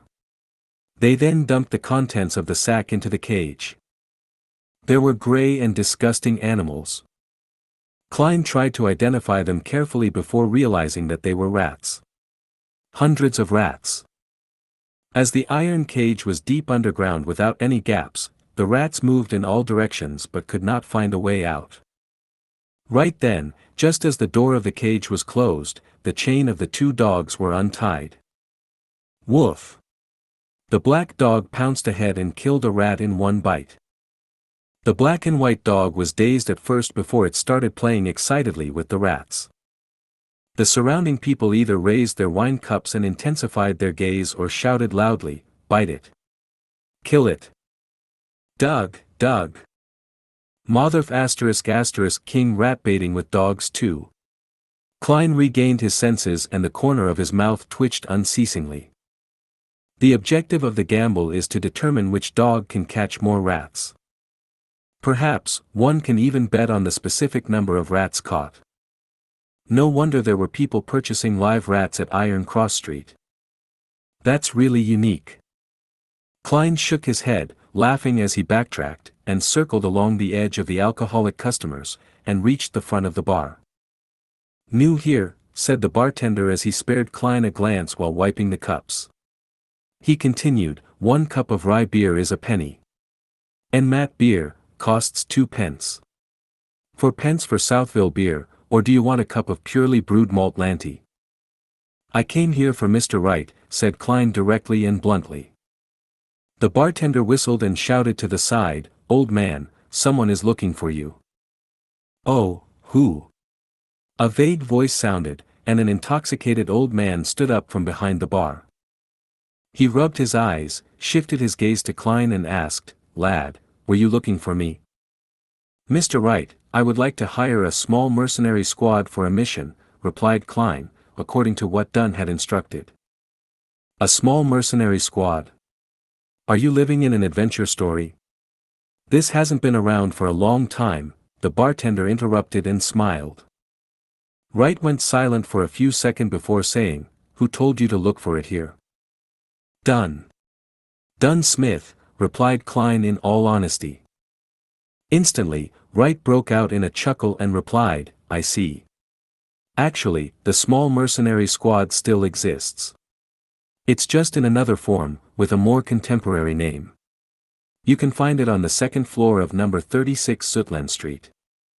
"Thank you," thanked Klein sincerely before he turned and squeezed out of the pub. Before he went out the pub, the alcoholic customers who surrounded him suddenly quieted down, as they murmured, "Doug was actually defeated." Defeated? Klein smiled and shook his head. Then he left quickly and found his way to the nearby Zoeterland Street after asking around. 30, 32, 34. Here, he counted the house numbers and walked into the stairwell. Going around the corner and slowly climbing up the stairs, he saw the vertical sign with the current name of the so-called small mercenary squad. Blackthorn Security Company. Chapter 17, Special Operations Department. Translator, Atlas Studios Editor, Atlas Studios. Blackthorn Security Company. Upon seeing the signboard, Klein felt surprised yet found it reasonable. "Man, what do I say about this?" He shook his head and laughed before walking up the steps and knocking gently on the half-closed door with his right hand. Knock. Knock. Knock. The sound echoed slowly but rhythmically, but there was no response, only a faint sputtering sound could be heard. Knock. Knock. Knock. Klein repeated, only to be met with the same outcome. He switched to pushing the door, making the gap larger as he stared inside, a classic sofa which might have been for serving guests, a soft fabric armchair, and a burly wood coffee table. There was a girl with brown hair behind a table right across with her head drooped. Even though security company is just a guise, isn't this just too unprofessional? How long has this place been out of business? Right, you guys don't need any business. Klein drew closer as he complained silently and knocked on the table just beside the girl's ear. Knock. Knock. The brown-haired girl sat up immediately and swiftly took the newspaper in front of her, covering her face. Tianjin City Honest Paper. Nice name. Klein silently read the title of the page facing him. The steam train service Soaring Express that directly reaches Constant City is starting operations today. Oh come on, when will there be one that goes straight to Brindisi Bay? I really don't want to take the ship there again, it's too awful, really awful. Hey, who are you? The girl with brown hair read pretentiously and gave her opinion. As she spoke, she lowered the newspaper and revealed her bright forehead and light brown eyes, looking at Klein with a fawning and startled look. Hello, I am Klein Moretti, and I am here at the invitation of Dunn Smith, Klein said as he took down his hat to his chest and bowed slightly. The brown-haired girl looked to be in her early 20s. She wore a light green, Lone-style dress. She was set off with beautiful laces on her sleeves, collar, and chest. The captain, all right, wait here for a moment. I'll go get him. The girl scurried up and went into the room beside her. She didn't even serve a cup of water or anything. The level of service awareness is worrying. Klein smiled faintly as he waited at his spot. After 2 to 3 minutes, the brown-haired girl opened the door and came out. She said with a sweet smile, Mr. Moretti, please follow me. The captain is on watch at the Chinese gate, and is unable to leave at the moment. Okay. Klein quickly followed behind. In his mind, he pondered to himself. Chinese gate, what could that be? Going through the partition, the first thing he saw was a small corridor, with only 3 offices on each side.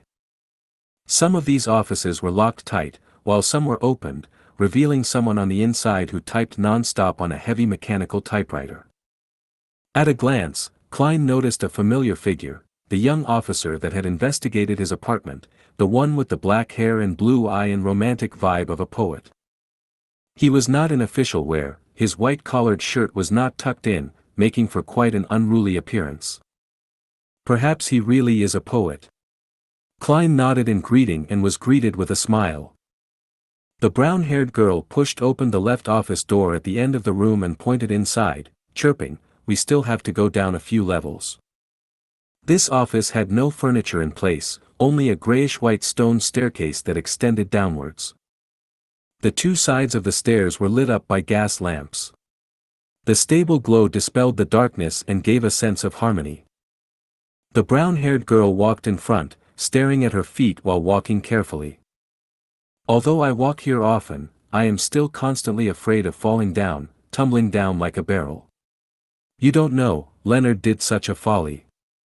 On the first day of becoming a sleepless, the first day where he had not mastered his new powers, he tried to rush down the flight of stairs. And then he became a cartwheel. It was hilarious if you think about it. Oh yes, it was the guy that greeted you just now. This was about 3 years ago. Speaking of which, I have been with the Nighthawks for 5 years, I was only 17 when I joined. The girl watched her steps as she spoke. Suddenly, she smacked her forehead and said, I forgot to introduce myself. I'm Roseanne. My father was a member of the Nighthawks, who sacrificed himself in an accident 5 years ago. I suppose we are colleagues from now on, yeah, colleague is the right word. We are not teammates since we are not Beyonders. I hope to have the honor, but still it depends on what Mr. Smith has to say, Klein said as he sized up the enclosed surroundings. He felt that they were going underground, dampness seeped out from the stone walls, dispelling the summer heat. Don't worry, the fact that you came so far means the captain has agreed. I've always been a little afraid of him, even though he is amiable, a fatherly figure. I don't know why but I'm still afraid. Roseanne spoke as though there was a piece of sweet in her throat. Klein answered humorously, isn't being afraid of a father normal? True. Roseanne said as she held the wall around the bend. As they spoke, the two finished walking down the stairs and reached a stone-paved floor. It was a long aisle, both sides of the walls were mounted with gas lamps surrounded by metal gratings. Klein and Roseanne's shadows were elongated under the illumination. Klein keenly noticed that there was a dark sacred emblem every few meters, the symbol of the Evernight goddess. A deep black background dotted with sparkling embellishments, as they clustered precisely half the crimson moon. These emblems did not seem special, but walking between them gave Klein a sense of serenity. Roseanne also stopped talking, unlike her previous talkative state. Before long, an intersection appeared up front. Roseanne briefly introduced. The path to the left will lead to the St. Selena Cathedral, to the right are the armory, storeroom, and archives. And straight ahead is the Chinese Gate. St. Selena Cathedral. Then, Zutland Street is just behind Red Moonlight Street.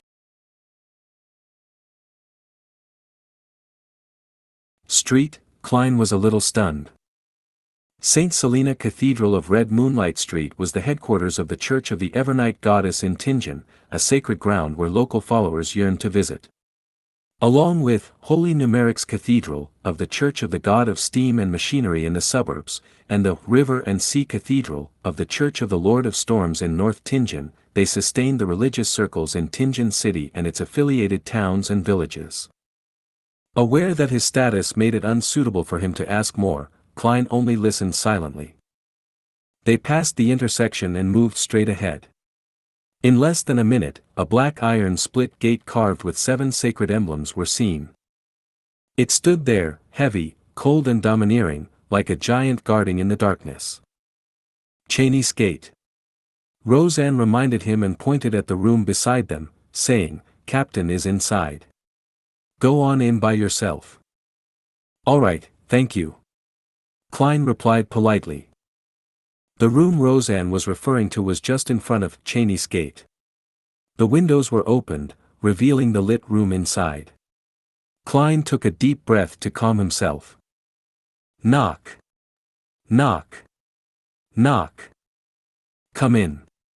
He heard Dunn Smith's deep and amiable voice. Klein opened the unlatched door gently. There was only a table and 4 chairs inside. Dunn Smith, with his high hairline, who was wearing the black coat from the previous night plus a gold watch chain around his chest, was reading the newspaper leisurely. "Come and have a seat.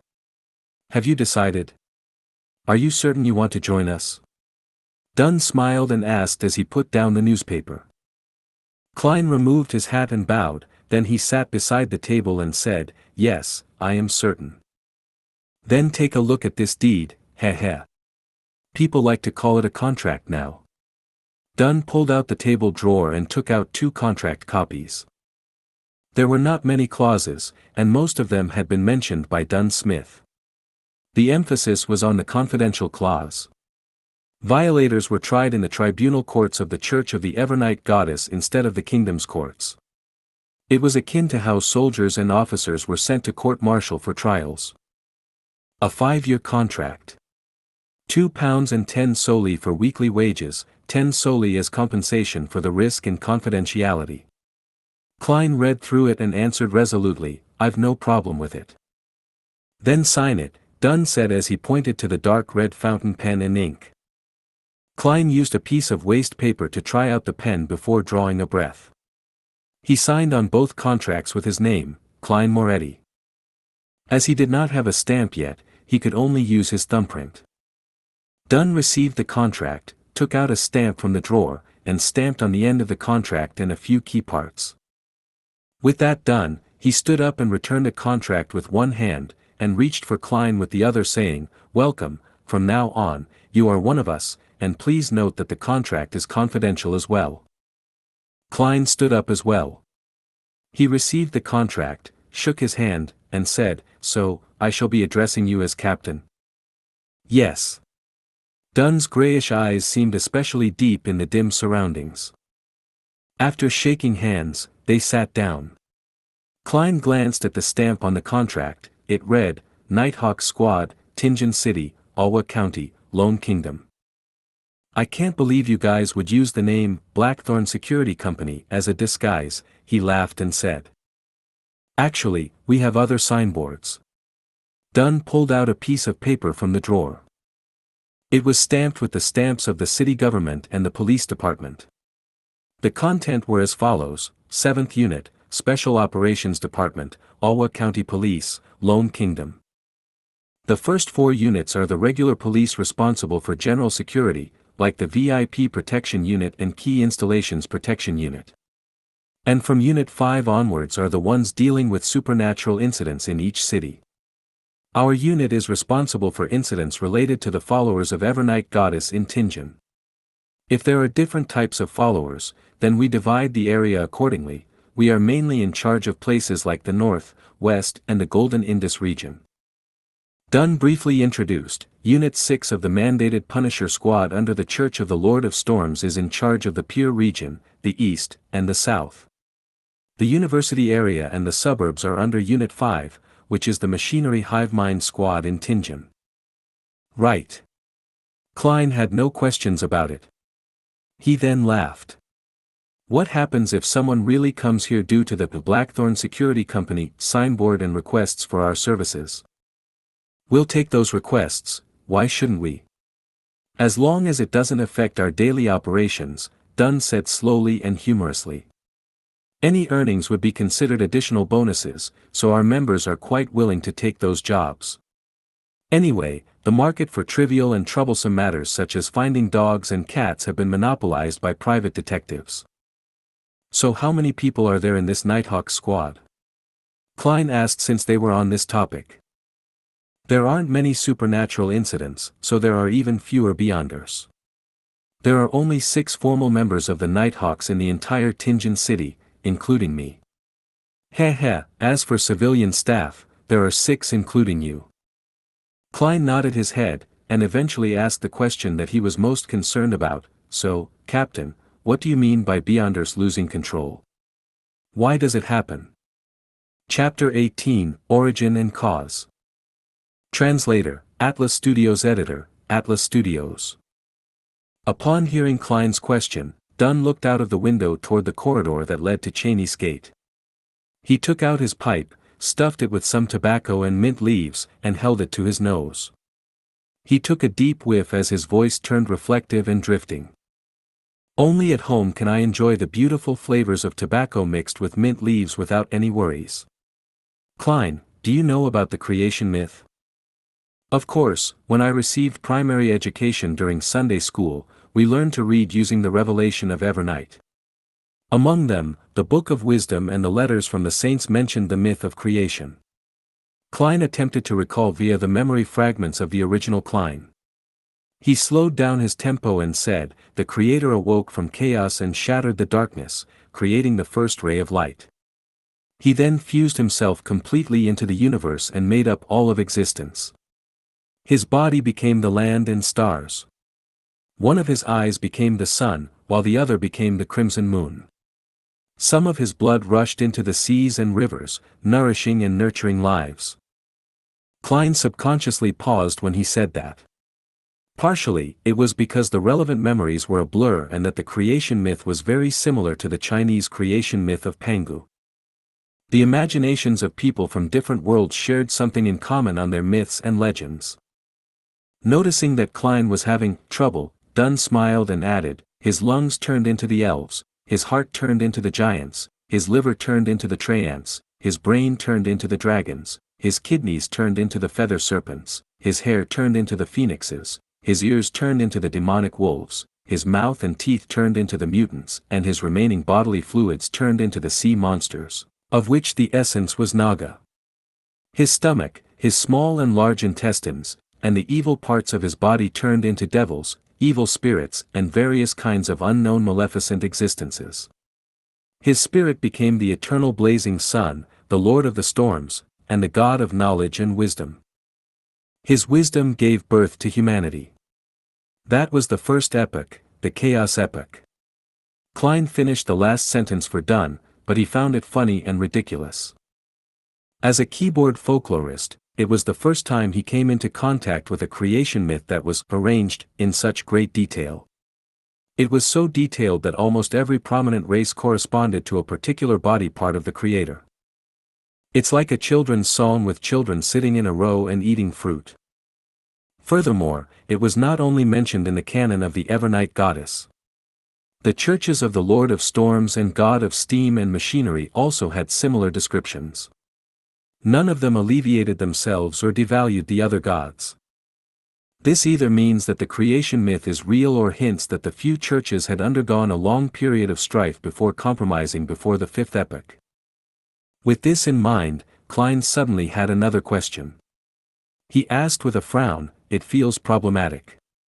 Why are the eternal blazing sun, Lord of Storms, and God of knowledge and wisdom born directly from the Creator's spirit, while the goddess isn't?" In the revelation of Evernight's prehistorical records, the Evernight goddess had only awoken at the end of the second epoch. Together with the Lord of Storms, eternal blazing sun, and other gods, she blessed and helped humanity survive the cataclysm. It was also known as the third epoch, the Cataclysm epoch. It was during that time that Mother Earth and the God of War appeared as well. As for the God of Steam and Machinery, whose original name was the God of Craftsmanship, he was born only in the fourth epoch. In that sense, the standing among the gods seemed self-evident. The ones who were more ancient was more orthodox. It was extremely clear. This also troubled the believers of the Evernight goddess. Dunn Smith held his pipe with another hand and instead of answering, he returned with a question, "Repeat the goddess's full title." Klein immediately felt like he had stabbed himself with a knife. He racked his brains and tried his best to recall. The Evernight goddess is nobler than the stars and more eternal than eternity. She is also the Lady of Crimson, the Mother of the Secrets, the Empress of Disaster and Horror, Mistress of Calm and Silence. Thankfully, Klein's mother was a devout believer of the Evernight goddess. When she was still alive, she would recite this every evening at dinner. Even though the memories of the original Klein had fragmented, not all was lost. "What does the Lady of Crimson symbolize?" Dunn asked with a guiding tone. "The red moon." The moment Klein answered, he immediately understood. "Then which part of the Creator did the red moon come from?" asked Dunn with a smile. "A single eye."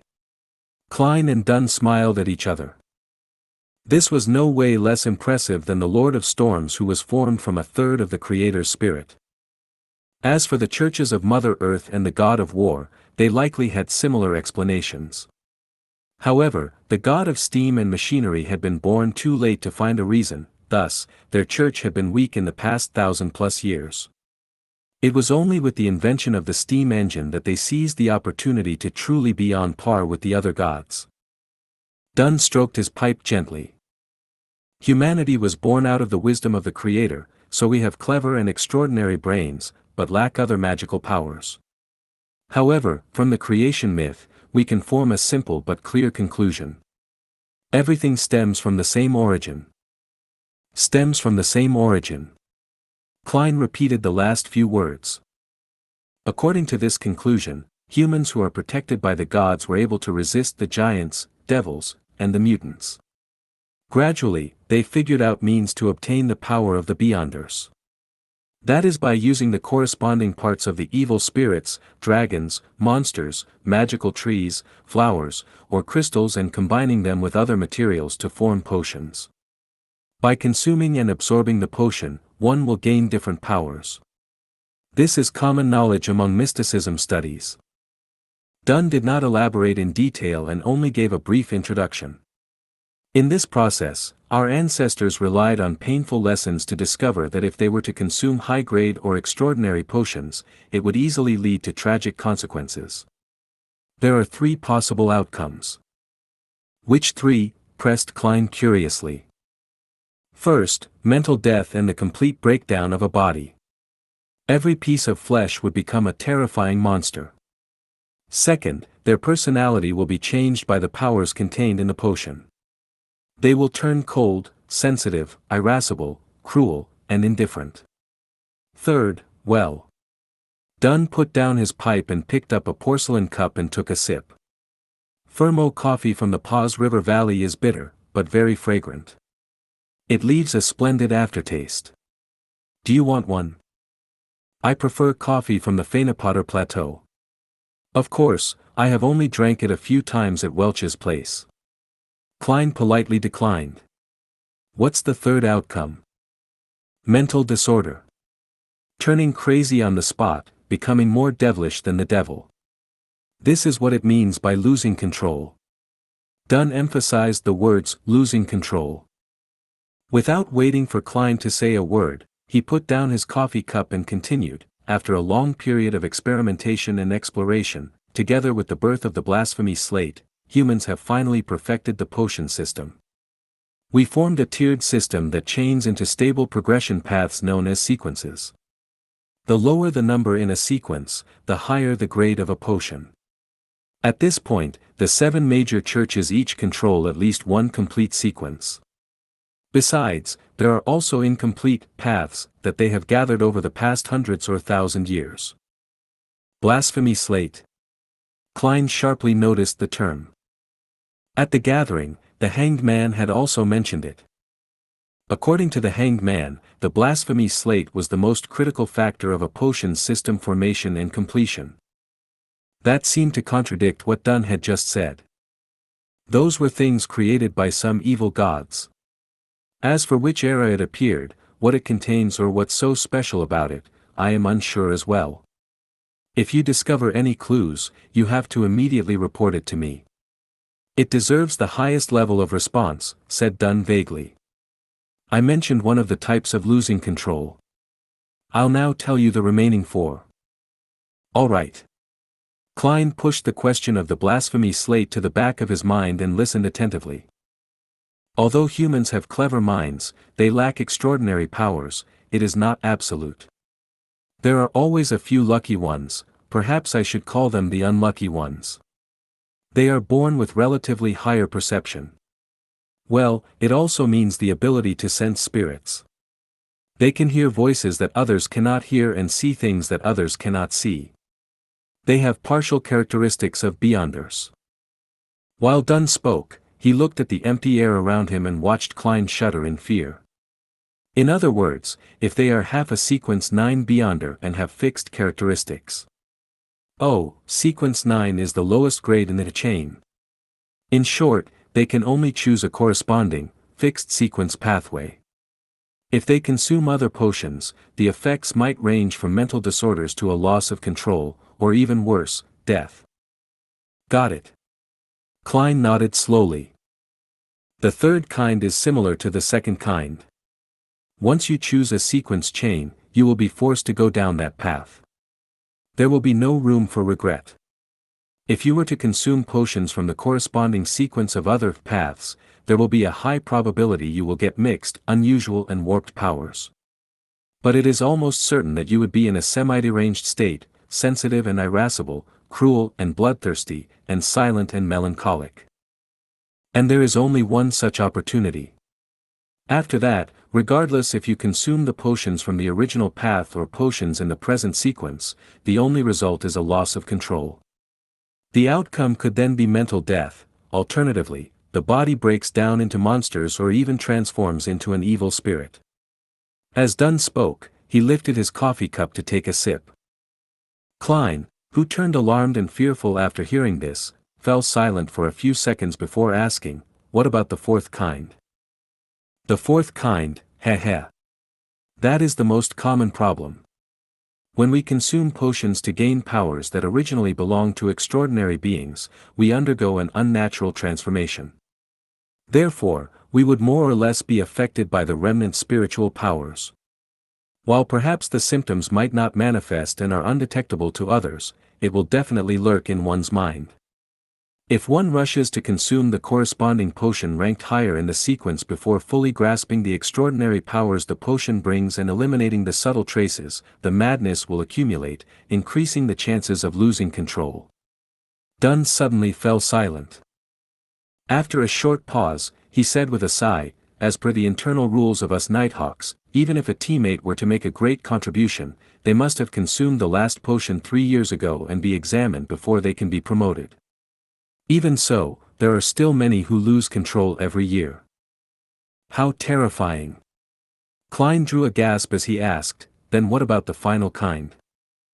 There was no trace of a smile despite Dunn's curved lips. The fifth kind is the most common reason for a loss of control. For Beyonders, one's spiritual perception would be enhanced more or less. The smaller the number in the sequence, the more enhanced their perception. Therefore, they would hear what others cannot hear, see what others cannot see, and encounter things others would not encounter. They are constantly met with mysterious enticement and illusionary bewitchment. Once they are overstimulated or have greedy desires, they will slowly go down the path of losing control. As he spoke, Dunn looked straight at Klein, his gray pupils reflecting Klein's figure. His tone turned bleak as he said, "The founder of the Nighthawks, Archbishop Chainies, once said, 'We are guardians, but also a bunch of miserable wretches that are constantly fighting against dangers and madness.'" Chapter 19, Sealed Artifacts. Translator, Atlas Studios Editor, Atlas Studios. We are guardians, but also a bunch of miserable wretches that are constantly fighting against dangers and madness. The corridor outside the window was sealed, its walls ice-cold. The room was illuminated with bright yellow lights. Dunn Smith's delivery echoed, sending blow after blow to Klein's heart. It left him temporarily at a loss for words. Dunn shook his head and smiled when he saw Klein silent. "Are you very disappointed? Beyonders are not like what you imagine them to be. We are always treading alongside danger. There is always a price to any gain." Klein recovered from his shock as he answered with a quivering voice. It was true that he never imagined that the halo, extraordinariness, and the inordinary aspects of a Beyonder would have such hidden threats. Perhaps it was only because he was hearing a description without witnessing it firsthand and that he had been sucked into the vortex with a peculiar incident already befalling him. Klein soon brought his fear, uneasiness, worry, and apprehension under control. Of course, the thought of shrinking back was inevitable, it lingered around and refused to leave.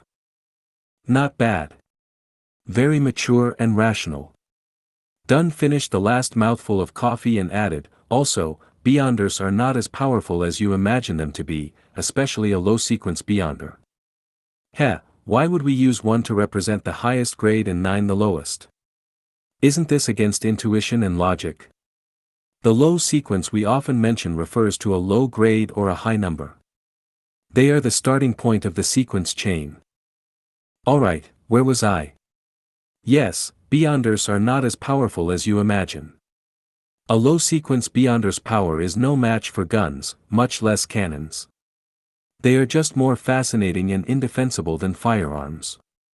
If you have a chance to become a Beyonder in the future, you must consider what I said today carefully. Do not make a rash decision. Klein gave a self-deprecating smile. I don't even know when I will have the chance. He felt that he would not miss the opportunity if it presented itself to him. Consuming the wrong potion or a higher-ranked potion in the sequence could be mostly avoided. The major potential danger was the subtle influences the potions had and what he experienced from having heightened auditory and visual perceptions. For the former, he could draw on the experiences from generations of people before him. As long as he was not in a rush to advance himself and patiently grasped control over his powers, the chances of losing control were relatively low. Furthermore, he still had to resolve the potential problem that he currently faced. He had to understand the essence of mysticism and seek a way to transmigrate back. These were the underlying reasons for taking the first step. He did not aim for higher sequence spots. If it was easy to lose control, he could just forget about advancement, stay in his original sequence, and rely on knowledge to plan a way home. It was needless to elaborate on the potential risks. Back when Klein held the luck enhancement ritual, he was nearly driven crazy. The murmurings that nearly blew up his head were still fresh in his mind. They were not unavoidable by not becoming a Beyonder, therefore, it was better to gain power that allowed him to defend himself. With this in mind, Klein felt that the pros clearly outweighed the cons. It made his thoughts of withdrawal almost disappear. Dunn picked up his pipe again as his gray eyes carried a smiling trace to them. I cannot give you an accurate answer on this. To become a Beyonder, firstly, you must make enough contributions. Perhaps tomorrow or the day after, you would be able to interpret critical ancient documents. Maybe you would be able to give us valuable ideas for one of our cases. Secondly, it depends on the arrangements of the higher-ups. No one can be sure. Alright, I believe you should know quite a bit about Beyonders now. In the future, do not make a rash decision. Now, I'll introduce you to our Nighthawk team's civilian jobs. He stood up and walked to the door.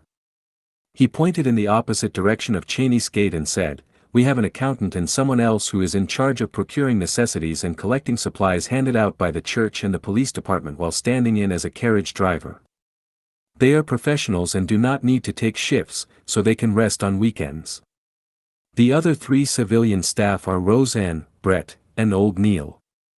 Their jobs include attending to visitors, cleaning the rooms, and writing case files and inventory registration lists. They also guard the armory, storeroom, and the archives, strictly enforcing the registration should someone wish to enter, take out or return an item. Each of them has 1 day off a week, other than Sundays. They negotiate among themselves on the arrangement of night shifts and rest days. So is my job scope the same as Roseanne and the rest? Klein swept away his thoughts about Beyonders and tried to clarify his job responsibilities. "No, there's no need. You are a professional," said Dunn with a smile. "You currently have 2 tasks. First, every morning or afternoon, go take a stroll outside. Focus on the various streets that lead from Welch's place to yours." "What?" Klein was dumbfounded. "What kind of job is this? Is that very professional?" Dunn inserted his hands into the pockets of his black windbreaker and said, "After you confirm that you have lost your memories, we will close the case on Welch and Naya. Similarly, that diary of the Antigonus family has vanished completely. We suspect that you brought it with you. You might have hidden it on your way home, which might be why we did not find any clues at your place. This is also likely the reason why you were not there and chose to commit suicide at home. Although you were mysteriously influenced and have forgotten this piece of memory, the human spirit and brain is very fascinating, so there might be residual traces. Daly might not be able to obtain them through her means as a medium, but it does not mean that they do not exist. Perhaps you will feel a sense of déjà vu at a familiar and critical spot. That is what we wish to obtain." "Got it." Klein was enlightened. The Nighthawk's deduction of the diary's location was indeed reasonable. He was the only one alive among the people involved.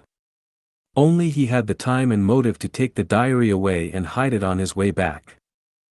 "If you can find the diary this way, you will likely made enough of a contribution to become a Beyonder," encouraged Dunn, indirectly revealing the importance of the diary. "I hope." Klein nodded. Dunn changed the subject again. "Secondly, you get a day off every week. You can decide which day it is for now. When you are not outside, go to our armory and read the literature and canon books. This is a job for a professional historian. When you finish them all, you will have to begin taking shifts with Old Neil and the rest." "Alright, no problem." Klein heaved a sigh of relief. This is not something too difficult. At this moment, Dunn turned his body halfway and pointed to the black outward swinging gates that was engraved with 7 sacred emblems. "This is Cheney's Gate. It is named after the creator of the modern Nighthawk system, Archbishop Cheney's. There is one under the central cathedral of every major city. It is guarded by formal Nighthawk members on rotation. Inside, there are at least 2 keepers who are sent by the church, as well as countless traps. You must not approach it under any circumstance, otherwise, misfortune will befall you." "That sounds scary," Klein expressed his feelings. "The area inside is divided into a few zones.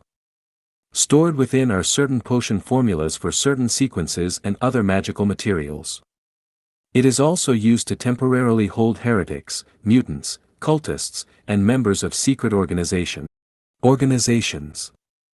Heh, they will eventually be sent to the Holy Cathedral," introduced Dunn in passing. Holy Cathedral. The headquarters of the Church of the Evernight Goddess located in the Winter County to the north of the kingdom, Cathedral of Serenity. Klein nodded slightly as though he was pondering over the matter. In addition, there are all sorts of classified documents and records inside. When you gain a higher clearance, you might have a chance of reading them. Dunn hesitated for a moment before adding, behind the Chinese gate, there are also sealed artifacts in the basement. Sealed artifacts? Klein ruminated on the terms. It sounded like a specialized term. Some of the extraordinary items we gather and retrieve are just too important and magical. If they fall into the wrong hands, it would cause immense destruction. Therefore, we have to keep it strictly confidential and watch them carefully. Even we can only use it under special circumstances. Besides. With that said, Dunn paused for a moment before continuing, besides, there are some things inside that are very special. They had certain living characteristics which can entice the keepers. It would influence the surroundings, attempt escape, and cause catastrophic outcomes. They have to be strictly controlled. How fascinating, commented Klein wistfully. The Nighthawk headquarters have categorized these sealed artifacts into 4 grades. Grade 0 represents extremely dangerous. They are of the highest importance and of the highest confidentiality. They are not to be inquired, disseminated, described, or spied. They can only be sealed in the basement of the Holy Cathedral, described Dunn in detail. Grade 1 is highly dangerous. They can be used in limited ways. Their security clearance is limited to diocesan bishops or Nighthawk deacons and above. The Central Cathedral of Diocese headquarters like Backlund can store 1 to 2 artifacts. The rest will be handed over to the Holy Cathedral. Grade 2 is dangerous. They can be used with care and moderation. The security clearance requires 1 to be a bishop or a Nighthawk team's captain and above. The central cathedrals in the various cities can store 3 to 5 artifacts. The rest will be turned into the Holy Cathedral or the diocese headquarters. Grade 3 is considerably dangerous. They have to be used carefully. It can only be applied for operations that require 3 or more people. The security clearance requires 1 to be a formal member of the Nighthawks. In the future, you will see the corresponding documents. Through the numbers, you can understand what they represent. For instance, 2 to 125 means that it is a dangerous grade sealed artifact number 125. As Dunn went on, he suddenly turned around and returned to his room. He pulled out a piece of paper from the bottom of the drawer. By the way, take a look at this. 3 years ago, a newly appointed archbishop lost control. For some unknown reason, he stormed through the various levels of protection and vanished mysteriously with a grade 0 sealed artifact. Memorize this photo. If you discover him, do not alert or disturb him. Return to report it immediately or the chance of you dying in the line of duty is 1000%. What? Klein received the piece of paper. There was no title on it, just a black and white photo with a few lines of words. In Sanguil. Male. 40 years old. Former Archbishop. A gatekeeper who failed in his promotion and was enticed by the devil and was corrupted. He escaped with sealed artifact 0-08. Particular traits are: the picture depicted in Sanguil as wearing an all-black clergyman robe with buttons on both sides and a soft cap. His hair was dark blonde and his pupils were so blue that it was nearly black. He had a high nose and his lips were tightly pursed. His facial features were like a classic sculpture without any wrinkles. The most striking characteristic was that he was blind in one eye. The description of the corrupted is so detailed, but the only thing about the sealed artifact is its codename. Klein honestly offered his first impression. That's why it is at the highest security clearance. The search for sealed artifacts number 0-08 is only described verbally and never written in words. Even so, the description will be little, said Dunn with a sigh. 0-08 appears to be a common quill, but it does not need ink to write. That's all. Dunn did not dive deeper into the topic. He tugged at the golden chain on his black windbreaker and took out a gorgeous pocket watch of the same color. He clicked it open and took a glance before pointing outside. "I've told you all you need to know. Go to the armory to find old Neil. Get him to arrange the documents that you need to read. He is no ordinary civilian clerk. He was once a formal member, but due to his advanced age, he failed to be promoted. His health is ailing, so it's no longer suitable for him to handle cases. Furthermore, he does not wish to become an internal keeper or rest at home. All he wishes is to be accompanied by documents and records." Chapter 20, The Forgetful Dunn. Translator, Atlas Studios. Editor, Atlas Studios. Okay. Klein bowed slightly as he wore his short top hat again.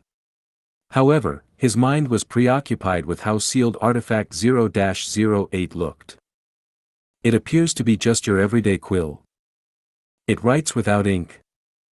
Then, what is its actual use? What makes it classified at the highest level of confidentiality that it's deemed extremely dangerous? Can it be a pen that kills anyone whose name is written? No, that would be way too heaven-defying. Insanguil wouldn't need to escape and hide away if that were the case." Just as Klein turned around to leave, Dunn suddenly shouted out to him. "Hold on. I forgot something." "What?" Klein turned his head, his eyes puzzled. Dunn put back his pocket watch and said with a smile, "Later, remember to visit the accountant, Mrs. Oriana, and get an advance payment of 4 weeks, a total of £12. After that, you'll earn half your salary every week until the difference is covered."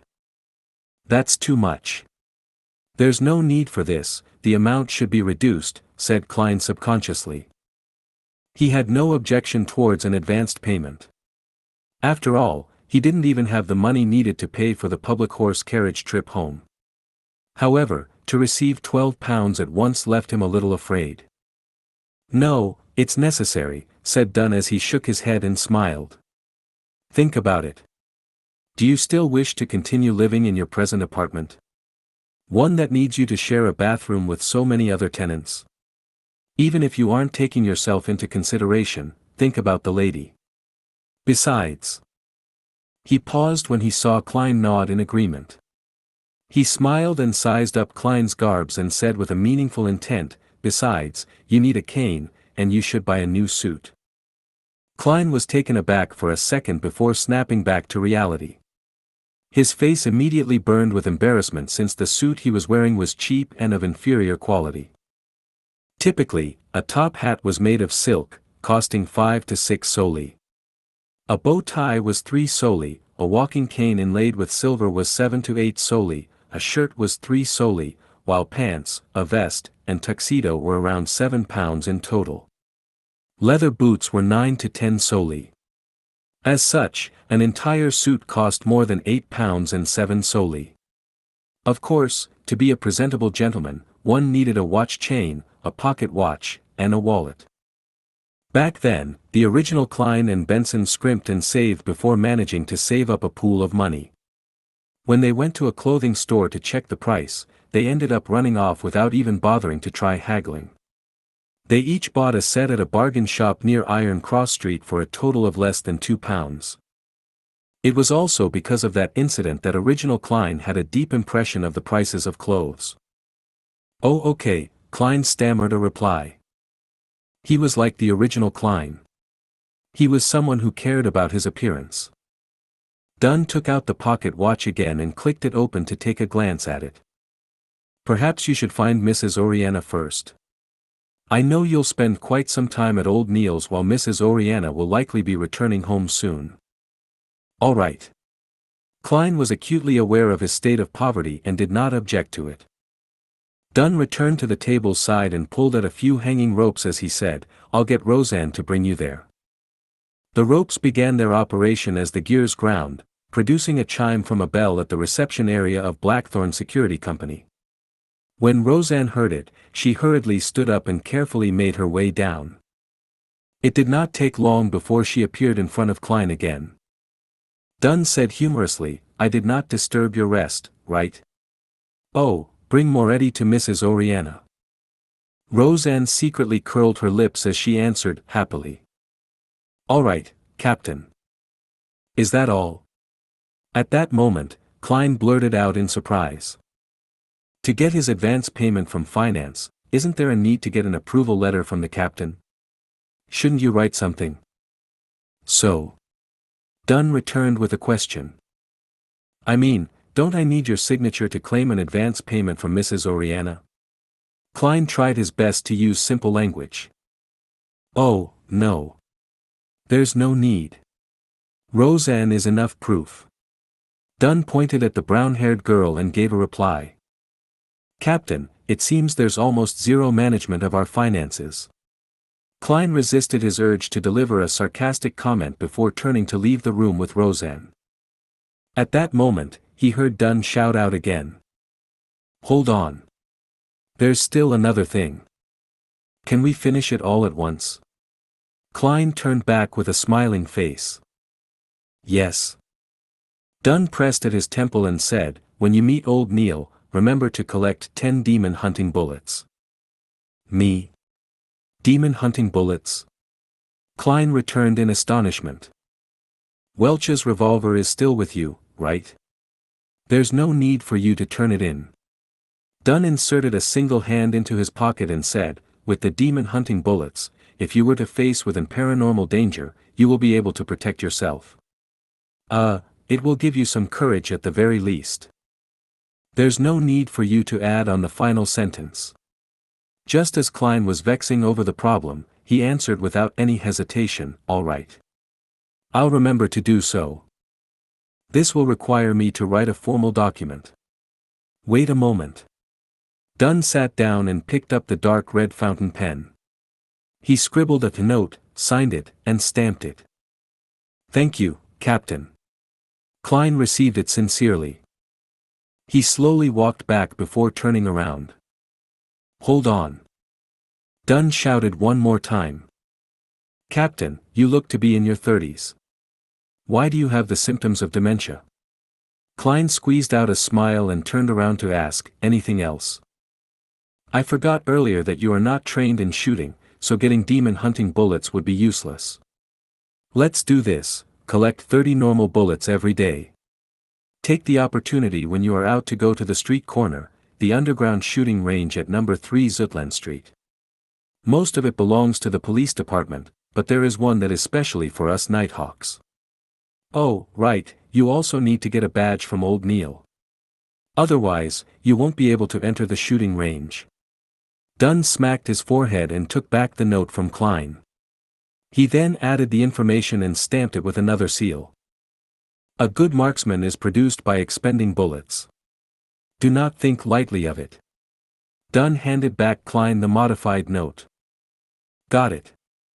Klein, who was fearful of danger, yearned to visit the shooting range that very day. He took 2 steps towards the exit before carefully turning around halfway. He deliberated before asking, Captain, is there anything else? No. Dunn nodded firmly. Klein heaved a sigh of relief and walked straight out the door. While walking, he had the strong urge to turn around to ask another, are you sure there's nothing else? He resisted that urge and finally left the keeper room successfully. Captain has always been this way. He often forgets things.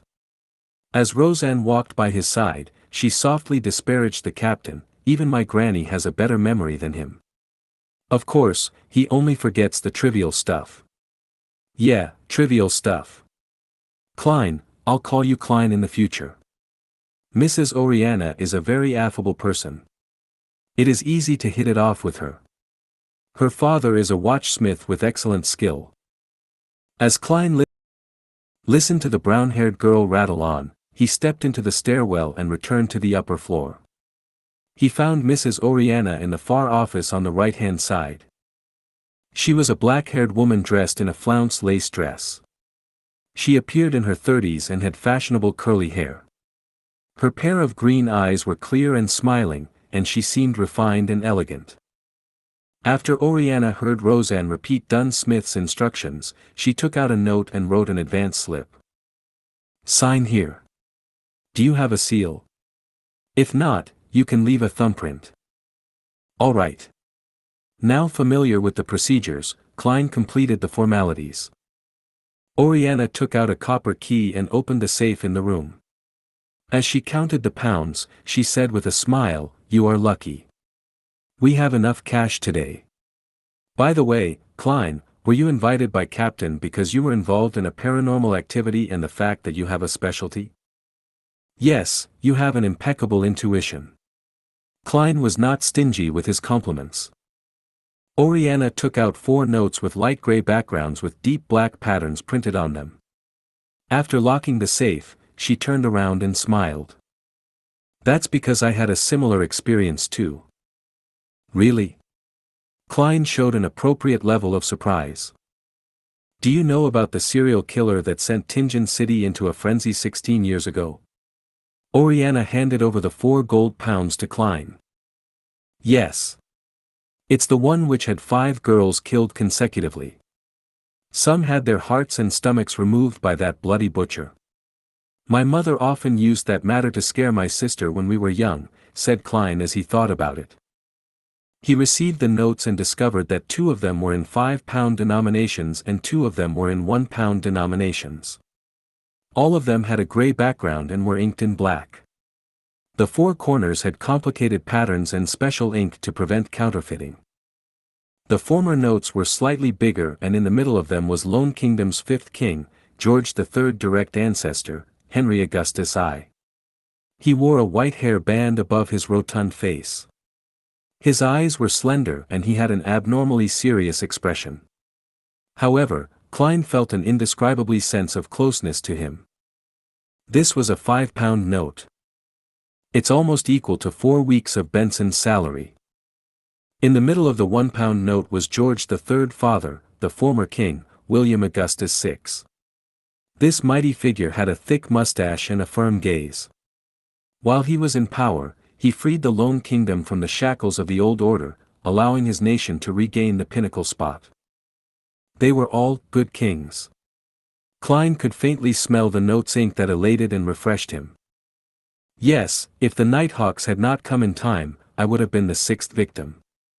Mrs. Oriana's tone still hinted at a sense of lingering fear despite the incident having happened more than 10 years ago. I heard that the serial killer, no, the butcher was a beyonder.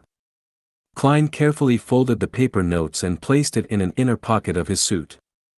Then, he patted the area a few times to confirm it was there. Yes.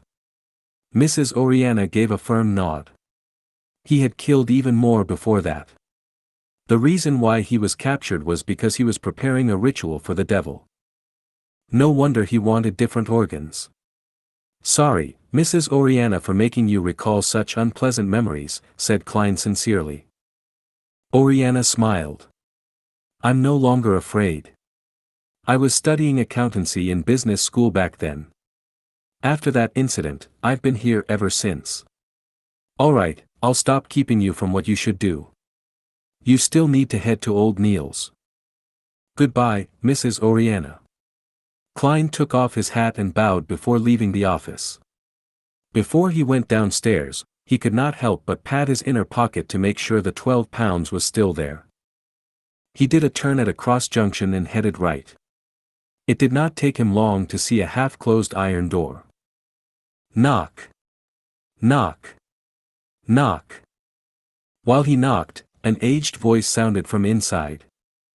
Come in. Klein pushed open the metal door and discovered a cramped room which only allowed for a desk and 2 chairs. There was a tightly locked iron door inside the room and behind the desk was a hoary elder dressed in a class black robe. He was reading a few yellowed pages from a book with the illumination of a gas lamp. He raised his head and looked at the door. Are you Klein Moretti? Roseanne said you were very polite when she came over a while ago. Miss Roseanne is really a friendly person. Good afternoon, Mr. Neil. Klein took off his hat as a gesture of respect. Have a seat. Neil pointed to the silver tin can with complex flowery patterns on the table. Would you like a cup of hand-ground coffee? The wrinkles at the edge of his eyes and mouth were deeply recessed. His dark red pupils appeared slightly turbid. It doesn't seem like you drink coffee. Klein acutely noticed that Neil's porcelain cup was filled with clear water. It's a habit of mine. I do not drink coffee after 3 in the afternoon, Neil explained with a laugh. Why? Klein asked in passing. Neil held back his smile as he looked into Klein's eyes and said, I'm afraid that it would affect my sleep at night. It will make me hear the murmurings of the unknown existence. Klein was momentarily unable to answer him as he changed the subject. Mr. Neil, what documents and books should I read? As he spoke, he took out the note written by Dunn. Anything that has to do with history, or are complicated and incomplete. To be honest, I have always been trying to learn, but all I can achieve is a rudimentary grasp. It's just too troublesome for the other material, such as people's diaries, contemporary books, epitaphs, etc. Lamented Neil. For example, the things I have here require more detailed historical records to determine the exact content. Why? Klein turned confused. Neil pointed to a few yellowed pages in front of him. These are from Roselle Gustav's lost diary before his death. In order to keep things secret, he used strange symbols he invented to take records. Emperor Roselle. The Transmigration Senior. Klein was taken aback as he immediately listened attentively. Many people believe that he did not truly die, but instead became a hidden god. Therefore, cults which revere him have always been holding various rituals to attempt at gaining power. We will occasionally encounter such incidents and obtain a few original or duplicated copies of the diary, Neil said with a shake of his head. Till date, no one has been able to decipher the special symbol's true meaning. Therefore, the Holy Cathedral has permitted us to keep copies for research, hoping that it would bring them a pleasant surprise. With that said, Neil revealed a smug smile. I have already deciphered a few symbols and have confirmed that they represent numbers. Look at what I discovered. It's actually a diary. Yes, I wish to use history from different periods, especially events that revolved around the emperor. By comparing those records to the ones written in the diary for the corresponding day, I can try to interpret more of the symbols. That's the mind of a genius, right? The old gentleman with white hair and deep wrinkles looked at Klein with bright eyes. Klein nodded in agreement. Yes. You can also take a look at it. Tomorrow, you will have to help me with this diary. Neil pushed the few yellowed pages towards Klein. Klein turned them around and took a glance at them, but it immediately stunned him. Although the symbols had been copied in terribly ugly fashion, to the point of looking a little distorted, there was no way he could be mistaken. This was because they were words he was most familiar with. Chinese. And it's F***** King simplified Chinese.